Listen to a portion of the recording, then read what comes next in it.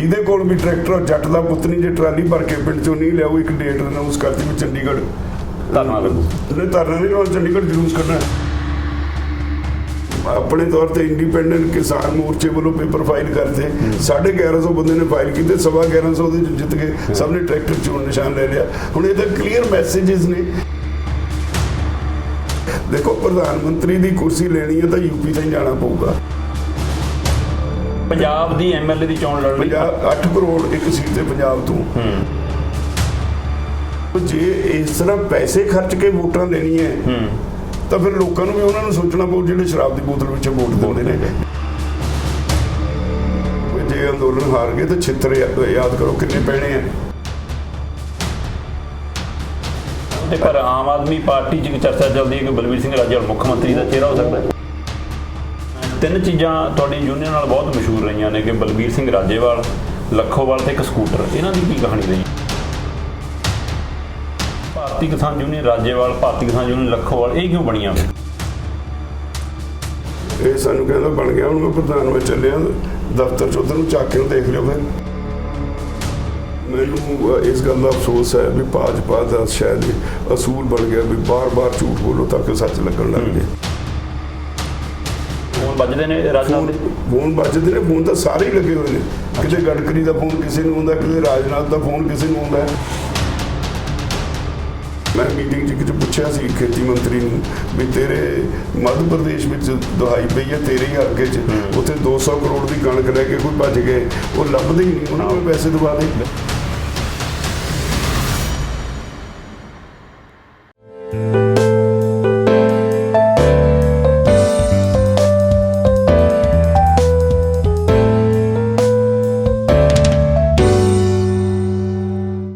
दिल्ली ਦੇ ਵਿੱਚ ਚੱਲ ਰਹੇ ਕਿਸਾਨ ਅੰਦੋਲਨ ਨੂੰ 7 ਮਹੀਨੇ ਪੂਰੇ ਹੋ ਚੁੱਕੇ ਨੇ ਤੇ 22 ਜਨਵਰੀ ਤੋਂ ਬਾਅਦ ਕੇਂਦਰ ਸਰਕਾਰ ਗੱਲਬਾਤ ਲਈ ਨਹੀਂ ਸੱਦਦੀ ਅੱਜ ਤਾਂ ਮਤਲਬ 5 ਮਹੀਨਿਆਂ ਤੋਂ ਲੰਬਾ ਵਕਫਾ ਹੋ ਗਿਆ ਗੱਲਬਾਤ ਵੀ ਨਹੀਂ ਹੋਈ ਪਰ ਇੱਕ ਵਾਰ ਫਿਰ ਜਦੋਂ ਕਿਸਾਨ ਅੰਦੋਲਨ ਦੀ ਜ਼ਿਕਰ ਆਉਂਦਾ ਜਦੋਂ ਕਿਸਾਨ ਅੰਦੋਲਨ ਦੇ ਪੜਾਵਾਂ ਦਾ ਜ਼ਿਕਰ ਆਉਂਦਾ ਤਾਂ ਸਭ ਤੋਂ ਵੱਡਾ ਚਿਹਰਾ ਜੇਕਰ ਕੋਈ ਉੱਭਰ ਕੇ ਆਉਂਦਾ ਤਾਂ ਬਲਬੀਰ ਸਿੰਘ ਰਾਜੇਵਾਲ ਬਲਬੀਰ ਸਿੰਘ ਰਾਜੇਵਾਲ ਬਲਬੀਰ ਸਿੰਘ ਤੋਂ ਬਲਬੀਰ ਸਿੰਘ ਰਾਜੇਵਾਲ ਬਣਨ ਦਾ ਸਫ਼ਰ ਅੰਦੋਲਨ ਦਾ ਚਿਹਰਾ ਪੰਜਾਬ ਦੀ ਅਗਵਾਈ ਦੇਸ਼ ਦੇ ਲੀਡਰਾਂ ਦੀ ਅਗਵਾਈ ਤੇ ਖਾਸ ਕਰ ਪੰਜਾਬ ਦੇ ਧਰਾਤਲ ਨਾਲ ਜੁੜਿਆ ਰਹਿਣ ਵਾਲਾ ਉਹ ਲੀਡਰ ਅੱਜ ਬਲਬੀਰ ਸਿੰਘ ਰਾਜੇਵਾਲ ਹੋਰਾਂ ਅਸੀਂ ਇਸੇ ਮੁੱਦਿਆਂ ਤੇ ਗੱਲ ਕਰਨੀ ਆ ਕਿ ਉਹ ਇਹ ਸਾਰੇ ਸਫ਼ਰ ਦੇ ਵਿੱਚ ਕੀ ਸਿੱਖ ਕੇ ਆਉਂਦੇ ਨੇ ਕੀ ਦੇਖ ਕੇ ਆਉਂਦੇ ਨੇ ਤੇ ਅਗਲੇ ਪੀੜ੍ਹੀ ਲਈ ਕਿਹੜਾ ਸੁਨੇਹਾ ਦੇ ਕੇ ਜਾਣਗੇ ਤੇ ਜਿਹੜਾ ਮੁੱਦਾ ਖੜਾ 3 ਖੇਤੀ ਕਾਨੂੰਨ ਵਾਪਸੀ MSP ਤੇ ਹੋਰ ਸਾਰੇ ਇਹਨਾਂ ਮਸਲਿਆਂ ਦੇ ਉੱਤੇ ਕਿੱਥੇ ਖੜੀ ਹੈ ਉਹ ਲੜਾਈ ਉਹਨਾਂ ਸਾਰੇ ਪਹਿਲੂਆਂ ਤੇ ਖੁੱਲ੍ਹ ਕੇ ਗੱਲਬਾਤ ਕਰਾਂਗੇ ਬੜੇ ਠਹਿਰਾਵ ਨਾਲ ਗੱਲ ਕਰਦੇ ਨੇ ਬੜੇ ਵਿਸਤਾਰ ਨਾਲ ਗੱਲ ਕਰਦੇ ਨੇ ਅਸੀਂ ਸਭ ਤੋਂ ਪਹਿਲਾਂ ਪ੍ਰਵਾਸੀ ਟੀਵੀ ਤੇ ਸਵਾਗਤ ਕਰਦੇ ਹਾਂ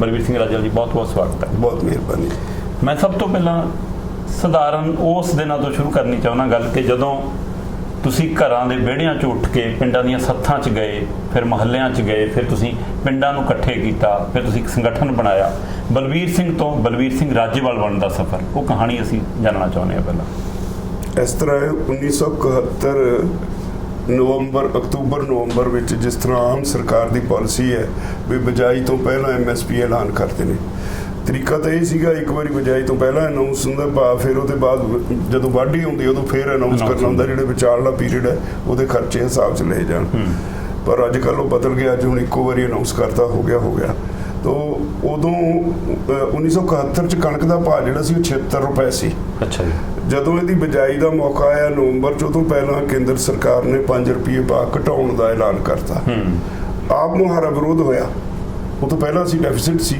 ਉਦੋਂ ਤਾਂ ਸਰਕਾਰ ਮਿੰਨਤਾਂ ਕਰਦੀ ਸੀ ਵੀ ਸਾਨੂੰ ਅੰਨ ਪੈਦਾ ਕਰਕੇ ਦਿਓ ਜਦੋਂ ਸੈਲਫ ਸਫੀਸ਼ੀਐਂਟ ਹੋ ਗਈ ਇੱਕਦਮ ਉਹਨਾਂ ਨੇ ਅਬਾਊਟ ਟਰਨ ਲੈ ਲਿਆ ਉਹਨਾਂ ਨੇ ਕਿਹਾ ਵੀ ਅਸੀਂ ਪਿਛਲੇ ਸਾਲ ਨਾਲੋਂ 5 ਰੁਪਏ ਘਟਾਉਣੇ ਹੈ ਆਪ ਮੁਹਾਰਾ ਵਿਰੋਧ ਸੀ ਅਸੀਂ ਆਮ ਪਰਿਵਾਰਾਂ 'ਚੋਂ ਸੀ ਕੋਈ ਪੋਲੀਟੀਕਲ ਪਰਿਵਾਰਾਂ 'ਚੋਂ ਤਾਂ ਹੈ ਨਹੀਂ ਸੀ ਇਤਫਾਕ ਇਹ ਹੋਇਆ ਵੀ ਅਸੀਂ ਜਿਹੜੇ ਇਕੱਠੇ ਪੜ੍ਹਦੇ ਸੀ ਅਸੀਂ 8-10 ਅਸੀਂ ਜਿਹੜੇ ਜਮਾਤੀ ਸੀ ਜਾਂ ਕੋਈ ਸਾਲ ਅੱਗੇ ਪਿੱਛੇ ਪੜ੍ਹਦਾ ਸੀ ਉਹ ਇਕੱਠੇ ਹੋ ਕੇ 100 ਰੁਪਇਆ ਸੀ ਉਸ ਵੇਲੇ 100 ਰੁਪਇਆ ਬਹੁਤ ਬੜੀ ਰਕਮ ਸੀ 100 ਰੁਪਇਆ ਅਸੀਂ ਇਕੱਠਾ ਕਰਕੇ ਅਸੀਂ ਪਿੰਡਾਂ 'ਚ ਅਨਾਉਂਸਮੈਂਟ ਕਰਤੀ ਇੱਕ ਡੇਟ ਮਿਥਲੀ ਵੀ ਇਸ ਦਿਨ ਇੱਥੇ ਖੰਨੇ ਇਕੱਠ ਹੋਏਗਾ ਔਰ ਕਮਾਲ ਇਹ ਵੀ ਸੀ ਵੀ ਸਾਡੇ 'ਚ ਕੋਈ ਅਨਾਉਂਸਮੈਂਟ ਕਰਨ ਦੀ ਵੀ ਕਿਸੇ ਨੂੰ ਪਤਾ ਜਾਂਚ ਨਹੀਂ ਸੀ ਅਸੀਂ ਇੱਕ ਬੁਨਿਆਦੀ ਕਰਨ ਵਾਲਾ ਜਿਹੜਾ ਮਾਹਰ ਸੀ ਬੁਨਿਆਦੀ ਰੋਜ਼ ਕਰਦਾ ਸੀ ਉਹ ਹਾਇਰ ਕੀਤਾ ਅੱਛਾ ਜੀ ਉਹਨੂੰ ਟੈਕਸੀ ਲੈ ਕੇ ਦੇਤੀ, ਉਹ ਪਿੰਡਾਂ 'ਚ ਅਨਾਉਂਸਮੈਂਟ ਕਰਿਆ ਤੇ ਐਡਾ ਉਦੋਂ ਫੇਰ ਇੱਕ ਸਮੱਸਿਆ ਖੜੀ ਹੋ ਗਈ ਵੀ ਉਸ ਦਿਨ ਚਲਾਊ ਕੌਣ ਇਹਨੂੰ ਇਕੱਠ ਨੂੰ। ਕਿਸੇ ਨੂੰ ਸਪੀਚ ਨਾ ਕਰਨੀ ਆਵੇ, ਕਿਸੇ ਨੂੰ ਸਟੇਜ ਨਾ ਚਲਾਉਣੀ ਆਵੇ। ਅਸੀਂ ਸਰ ਸਿਮਰਜੀਤ ਸਿੰਘ ਮਾਨ ਦੇ ਫਾਦਰ ਸੀ ਉਦੋਂ ਜਿਉਂਦੇ, ਉਹਨਾਂ ਕੋਲ ਅਸੀਂ ਗਏ, ਉਹਨਾਂ ਦੇ ਪਿੰਡ ਤਲਾਣੀਆਂ। ਅਸੀਂ ਉਹਨਾਂ ਨੂੰ ਜਾ ਕੇ ਦੱਸਿਆ ਜੀ ਅਸੀਂ ਇੱਦਾਂ ਦਾ ਕੰਮ ਕਰਨ ਲੱਗੇ ਹਾਂ। ਬੜੇ ਖੁਸ਼ ਹੋਏ, ਮੁੰਡੇ ਦੀ ਲੋੜ ਸੀ ਤੇ ਅਸੀਂ ਕਿਹਾ ਜੀ ਫਿਰ ਤੁਸੀਂ ਉੱਥੇ ਆਓ, ਮੈਂ ਜ਼ਰੂਰ ਆਊਂਗਾ। ਅਸੀਂ ਖੁਸ਼ ਹੋ ਕੇ ਬਾਹਰ ਆ ਗਏ। ਬਾਹਰ ਆ ਕੇ ਅਸੀਂ ਇੱਕ ਦੂਜੇ ਨੂੰ ਗੱਲ ਕੀਤੀ ਵੀ ਇਹ ਤਾਂ ਆ ਜਾਣਗੇ ਪਰ ਉੱਥੇ ਸਟੇਜ ਕੌਣ ਚਲਾਊ, ਸਟੇਜ ਸੈਕਟਰੀ ਕੌਣ ਬਣੂ, ਆਪਾਂ ਨੂੰ ਤਾਂ ਉਹਦਾ ਨਹੀਂ ਕੋਈ ਜਾਂਚ। ਫਿਰ ਉੱਥੇ ਜਿਹੜੇ ਇੱਕ ਬੰਦੇ ਨਾਲ ਤਾਂ ਗੱਲ ਨਹੀਂ ਬਣਨੀ ਤੇ ਇਹ ਫਿਰ ਸਾਰਾ ਜਿਹੜਾ ਇਹਨੂੰ ਚਲਾਉਣ ਵਾਸਤੇ ਢਾਂਚਾ, ਕੋਈ ਸਪੀਕਰ ਹੋਰ ਵੀ ਚਾਹੀਦੇ ਹੈ। ਉਹ ਅਸੀਂ ਫੇਰ ਮੁੜ ਕੇ ਚਲੇ ਗਏ। ਅਸੀਂ ਉਹਨਾਂ ਨੂੰ ਕਿਹਾ ਵੀ ਸਰ ਸਾਹਿਬ ਗੱਲ ਇਹ ਹੈ ਬਈ ਸਾਨੂੰ ਨਹੀਂ ਕੁਝ ਵੀ ਆਉਂਦਾ, ਨਾ ਸਾਨੂੰ ਸਟੇਜ ਚਲਾਉਣੀ ਦੀ ਹੈ, ਨਾ ਸਾਨੂੰ ਭਾਸ਼ਣ ਦੇਣੇ ਆਉਂਦੇ ਆ, ਤੁਸੀਂ ਆਪਣੇ ਨਾਲ ਇੱਕ ਸਟੇਜ ਸੈਕਟਰੀ ਲੈ ਆਓ। ਅੱਛਾ ਜੀ। ਉਹ ਬੜਾ ਹੱਸੇ। ਫਿਰ ਉਹ ਕਹਿੰਦੇ ਚਲੋ ਮੈਂ ਲੈ ਆਊਂ। ਫਿਰ ਅਸੀਂ ਕਿਹਾ ਜੀ ਇੱਥੋਂ ਕੁਝ 2-4 ਬੰਦੇ ਨਾਲ ਬੋਲਣ ਵਾਲੇ ਵੀ ਲੈ ਆਓ, ਸਪੀਕਰ ਵੀ ਲੈ ਆਓ, ਇਸ ਮੁੱਦੇ ਤੇ ਗੱਲ ਕਰਨ ਵਾਲੇ। ਕਹਿੰਦੇ ਚੱਲ ਬਥੇਰੇ ਵਕੀਲ ਨੇ, ਤੋਂ ਮੈਂ ਲੈ ਆਊਂ। ਜਦੋਂ ਕਾਨਫਰੰਸ ਹੋਈ ਬਹੁਤ ਵੱਡਾ ਇਕੱਠ ਹੋਇਆ, ਸਾਡੀ ਆਸ ਤੋਂ ਕਿਤੇ ਵੱਧ ਇਕੱਠ ਹੋਇਆ। ਔਰ ਉਸ ਇਕੱਠ 'ਚ ਇੱਕ ਹੁਣ ਵੀ ਜਿਉਂਦੇ ਨੇ ਸਰ ਸਾਧੂ ਸਿੰਘ ਸਾਦਾ ਕਰਕੇ ਕਹਿੰਦੇ ਸੀ, ਚੱਕ ਮਾਫੀ ਦੇ ਕੋਲ ਉਹਨਾਂ ਦਾ ਸਲੌਦੀ ਦੀ ਖੂਹੀ ਦੇ ਸਾਹਮਣੇ ਕੋਠੀ ਹੈ। ਉਹ ਅੱਗਾ ਵਧੂ ਕਿਸਾਨ ਸੀ, ਉਹਨਾਂ ਕੋਲ ਐਸਕੌਰਟ 37 ਦਾ ਟਰੈਕਟਰ ਹੁੰਦਾ ਸੀ। ਉਹਨਾਂ ਨੇ ਬਿਲਕੁਲ ਅਨਪੜ੍ਹ ਨੇ, ਉਹਨਾਂ ਨੇ ਅਖੀਰ 'ਚ ਮਾਈਕ ਫੜਿਆ ਜਦੋਂ ਸਾਰੀ ਸਟੇਜ ਚੱਲ ਗਈ।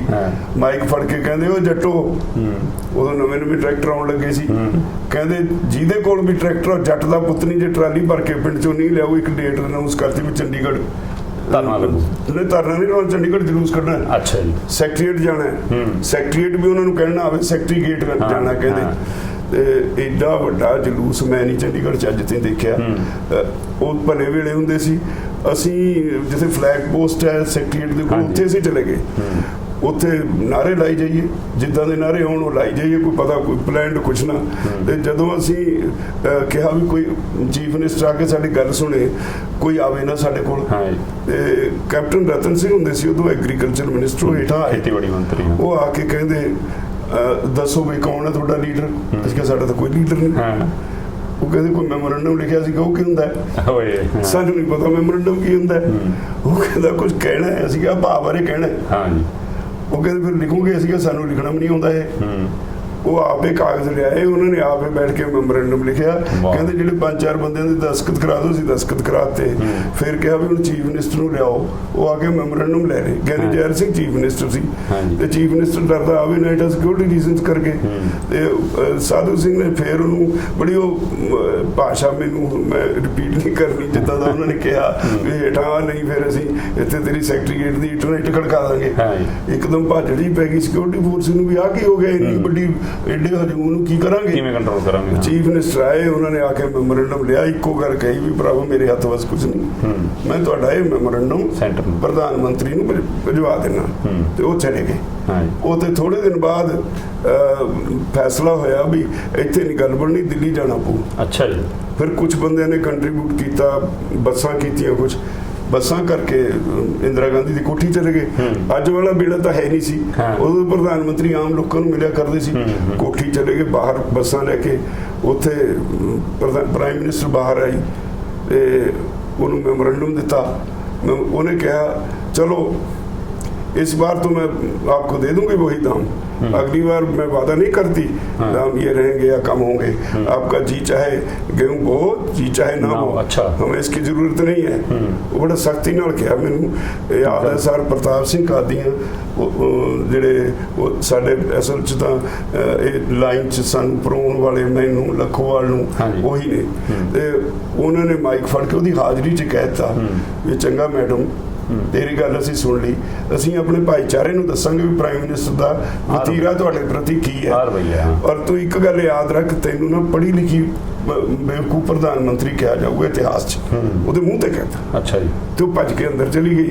ਉਸ ਸਾਲ ਭਾਵ ਹੀ ਰਹਿ ਗਿਆ। ਉਹ ਤੋਂ ਬਾਅਦ ਅਸੀਂ ਆਰਗੇਨਾਈਜ਼ ਕਰਨਾ ਸ਼ੁਰੂ ਕਰ ਦਿੱਤਾ। ਤੇ ਜਦੋਂ ਆਰਗੇਨਾਈਜ਼ ਹੋਣਾ ਸ਼ੁਰੂ ਹੋਇਆ ਤਾਂ ਅਸੀਂ ਖੰਨੇ ਵਿੱਚ ਯੂਨੀਅਨ ਬਣਾਈ ਸੀ। ਇੱਕ ਮਾਂਗਟ ਬਲਾਕ ਵਾਲਿਆਂ ਨੇ ਲੁਧਿਆਣੇ 'ਚ ਬਣਾਈ ਸੀ ਯੂਨੀਅਨ, ਤੇ ਇਕੱਠੇ ਹੋਏ ਉੱਥੇ ਇੱਕ ਵੱਡਾ ਜਲੂਸ ਕੱਢਿਆ। ਤੇ ਹੌਲੀ ਹੌਲੀ ਬਠਿੰਡੇ 'ਚੋਂ ਇੱਕ ਸਰ ਵਿੰਦਰ ਸਿੰਘ ਹੁੰਦੇ ਸੀ, ਰਿਟਾਇਰਡ ਤਹਿਸੀਲਦਾਰ, ਉਹ ਨਾਲ ਜੁੜੇ। ਇੱਕ ਬਮਟਾਲੇ ਤੋਂ ਹੁੰਦੇ ਸੀ ਸੱਜਣ, ਉਹ ਜੁੜੇ। ਹੌਲੀ ਹੌਲੀ ਜੁੜਦੇ ਚਲੇ ਗਏ। ਪੰਜਾਬ ਦੀ ਇੱਕ ਜਥੇਬੰਦੀ ਖੜੀ ਹੋ ਗਈ ਜਿਹਦਾ ਨਾਮ ਰੱਖਿਆ ਖੇਤੀਬਾੜੀ ਯੂਨੀਅਨ। ਅੱਛਾ ਜੀ। ਇੱਕ 5 ਮੈਂਬਰੀ ਕਮੇਟੀ ਅਸੀਂ। ਕਿਹੜੇ ਸੰਨ 'ਚ ਬਣੀ? ਇਹ 1972 'ਚ। ਇਹਨੇ ਪ੍ਰੈਕਟੀਕਲ ਸ਼ੇਪ ਲਈ 5 ਅਪ੍ਰੈਲ 1972 ਨੂੰ। ਉਹ ਤੋਂ ਪਹਿਲਾਂ ਕਨਸਟੀਟਿਊਸ਼ਨ ਲਿਖਣ ਵਾਸਤੇ ਇੱਥੇ ਇੱਕ ਖੰਨੇ ਕਮੇਟੀ ਬਣੀ, ਜਿਹਦੇ 'ਚ ਮੈਂ ਸੀ, ਇੱਕ ਕਰਤਾਰ ਸਿੰਘ BDO ਸੀ, ਸਰ ਜਰਨੈਲ ਸਿੰਘ ਬਰਵਾਲੀ ਸੀ, ਸਰ ਗੁਰਮੁਖ ਸਿੰਘ ਬਰਵਾਲੀ ਸੀ। ਅਸੀਂ 4-5 ਜਗਜੀਤ ਸਿੰਘ ਨੌਲੜੀ, ਅਸੀਂ ਇਹਦਾ ਕਨਸਟੀਟਿਊਸ਼ਨ ਲਿਖਿਆ। ਅੱਛਾ ਜੀ।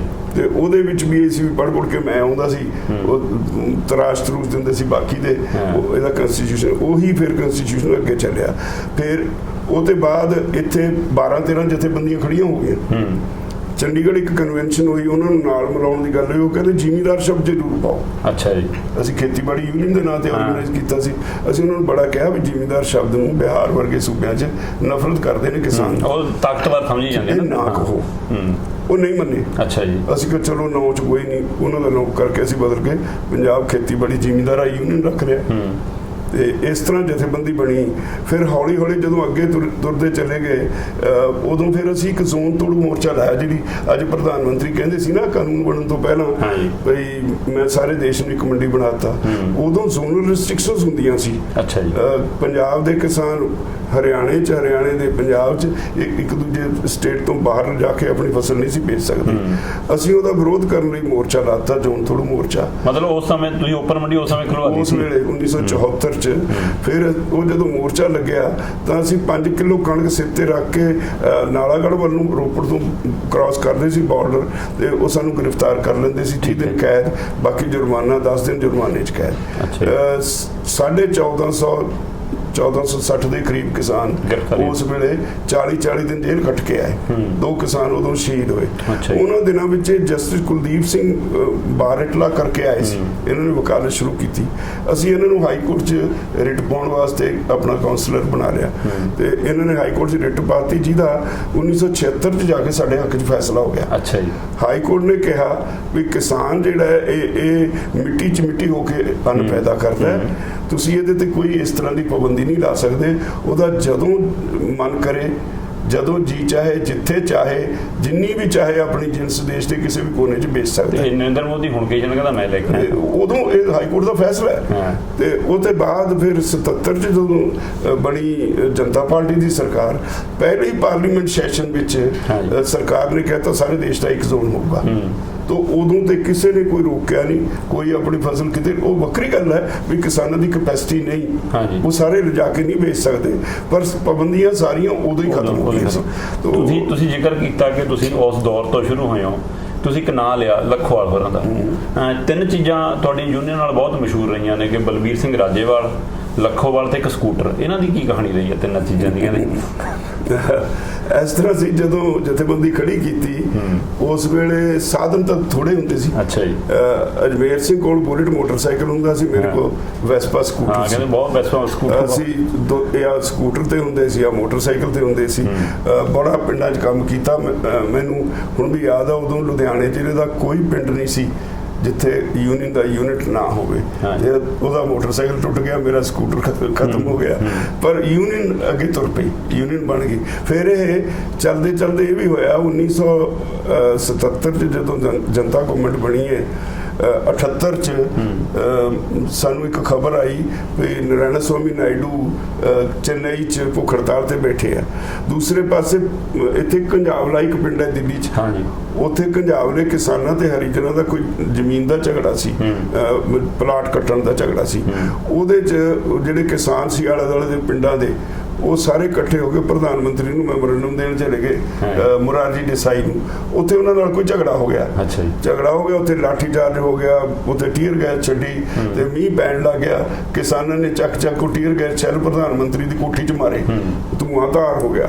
ਤੇ ਪ੍ਰਧਾਨ ਮੰਤਰੀ ਇੰਨਾ ਘਬਰਾਇਆ 15 ਅਗਸਤ ਨੂੰ ਜਦੋਂ ਉਹਨੇ ਨੇਸ਼ਨ ਨੂੰ ਐਡਰੈਸ ਕੀਤਾ, ਉਹਨੇ ਬਾਰ-ਬਾਰ ਕਿਹਾ ਕੁਝ ਭੇੜੀਏ ਆਏ ਥੇ, ਕੁਝ ਭੇੜੀਏ ਆਏ ਥੇ। 5-7 ਮਿੰਟ ਲਾਲ ਕਿਲੇ ਤੋਂ ਇਸੇ ਤੇ ਬੋਲੀ ਗਿਆ। ਤੋ ਸਾਰੇ ਦੁਨੀਆ 'ਚ ਹੋਇਆ ਵੀ ਕੀ ਹੋ ਗਿਆ, ਪੰਜਾਬ ਲਾ ਕਿਹੜੀ ਸਟੇਟ ਹੈ ਜਿੱਥੇ ਕੋਈ ਬਗਾਵਤ ਹੋ ਗਈ, ਪ੍ਰਾਈਮ ਮਿਨਿਸਟਰ ਲਾਲ ਕਿਲੇ ਤੋਂ ਬੋਲੀ ਜਾਂਦਾ ਹੈ। ਤੇ ਅਸੀਂ ਫਿਰ 2 ਟੀਮਾਂ ਬਣਾਈਆਂ। ਅੱਛਾ ਜੀ। ਇੱਕ ਟੀਮ ਬਣਾਈ ਵੀ ਜਿਹੜੀ ਪੰਜਾਬ ਦੇ ਵਾਲਿਆਂ ਨਾਲ ਤਾਲਮੇਲ ਕਰੇ, ਇੱਕ ਟੀਮ ਬਣਾਈ ਜਿਹੜੀ ਚੇਨਈ ਜਿਹਨੂੰ ਉਦੋਂ ਮਦਰਾਸ ਕਹਿੰਦੇ ਸੀ, ਮਦਰਾਸ ਜਾ ਕੇ ਨਾਰਾਇਣ ਸਵਾਮੀ ਨਾਇਡੂ ਨਾਲ ਤਾਲਮੇਲ ਕਰੇ ਤਾਂ ਕਿ ਅਸੀਂ ਨੈਸ਼ਨਲ ਲੈਵਲ ਦੀ ਜਥੇਬੰਦੀ ਬਣਾ ਸਕੀਏ। ਤੇ ਉੱਥੇ ਚੇਨਈ 'ਚ ਮੈਂ, ਭੁਪਿੰਦਰ ਸਿੰਘ ਮਾਨ ਤੇ ਸਰ ਗੁਰਬਚਨ ਸਿੰਘ ਭਾਮੀਆ, ਅਸੀਂ 3 ਜਣੇ ਗਏ। ਇੱਥੇ ਅਜਮੇਰ ਸਿੰਘ ਲਖੋਵਾਲ ਉਹ ਆਪਣੀ ਟੀਮ ਲੈ ਕੇ ਗਏ। ਤੋ ਉਹਨਾਂ ਨਾਲ ਇਹ ਤੋਂ ਬਾਅਦ ਫਿਰ ਤਾਲਮੇਲ ਸ਼ੁਰੂ ਹੋ ਗਿਆ। ਫਿਰ ਇਹ ਹੈ ਦਸੰਬਰ 18 ਦਸੰਬਰ 1978। ਅੱਛਾ ਜੀ।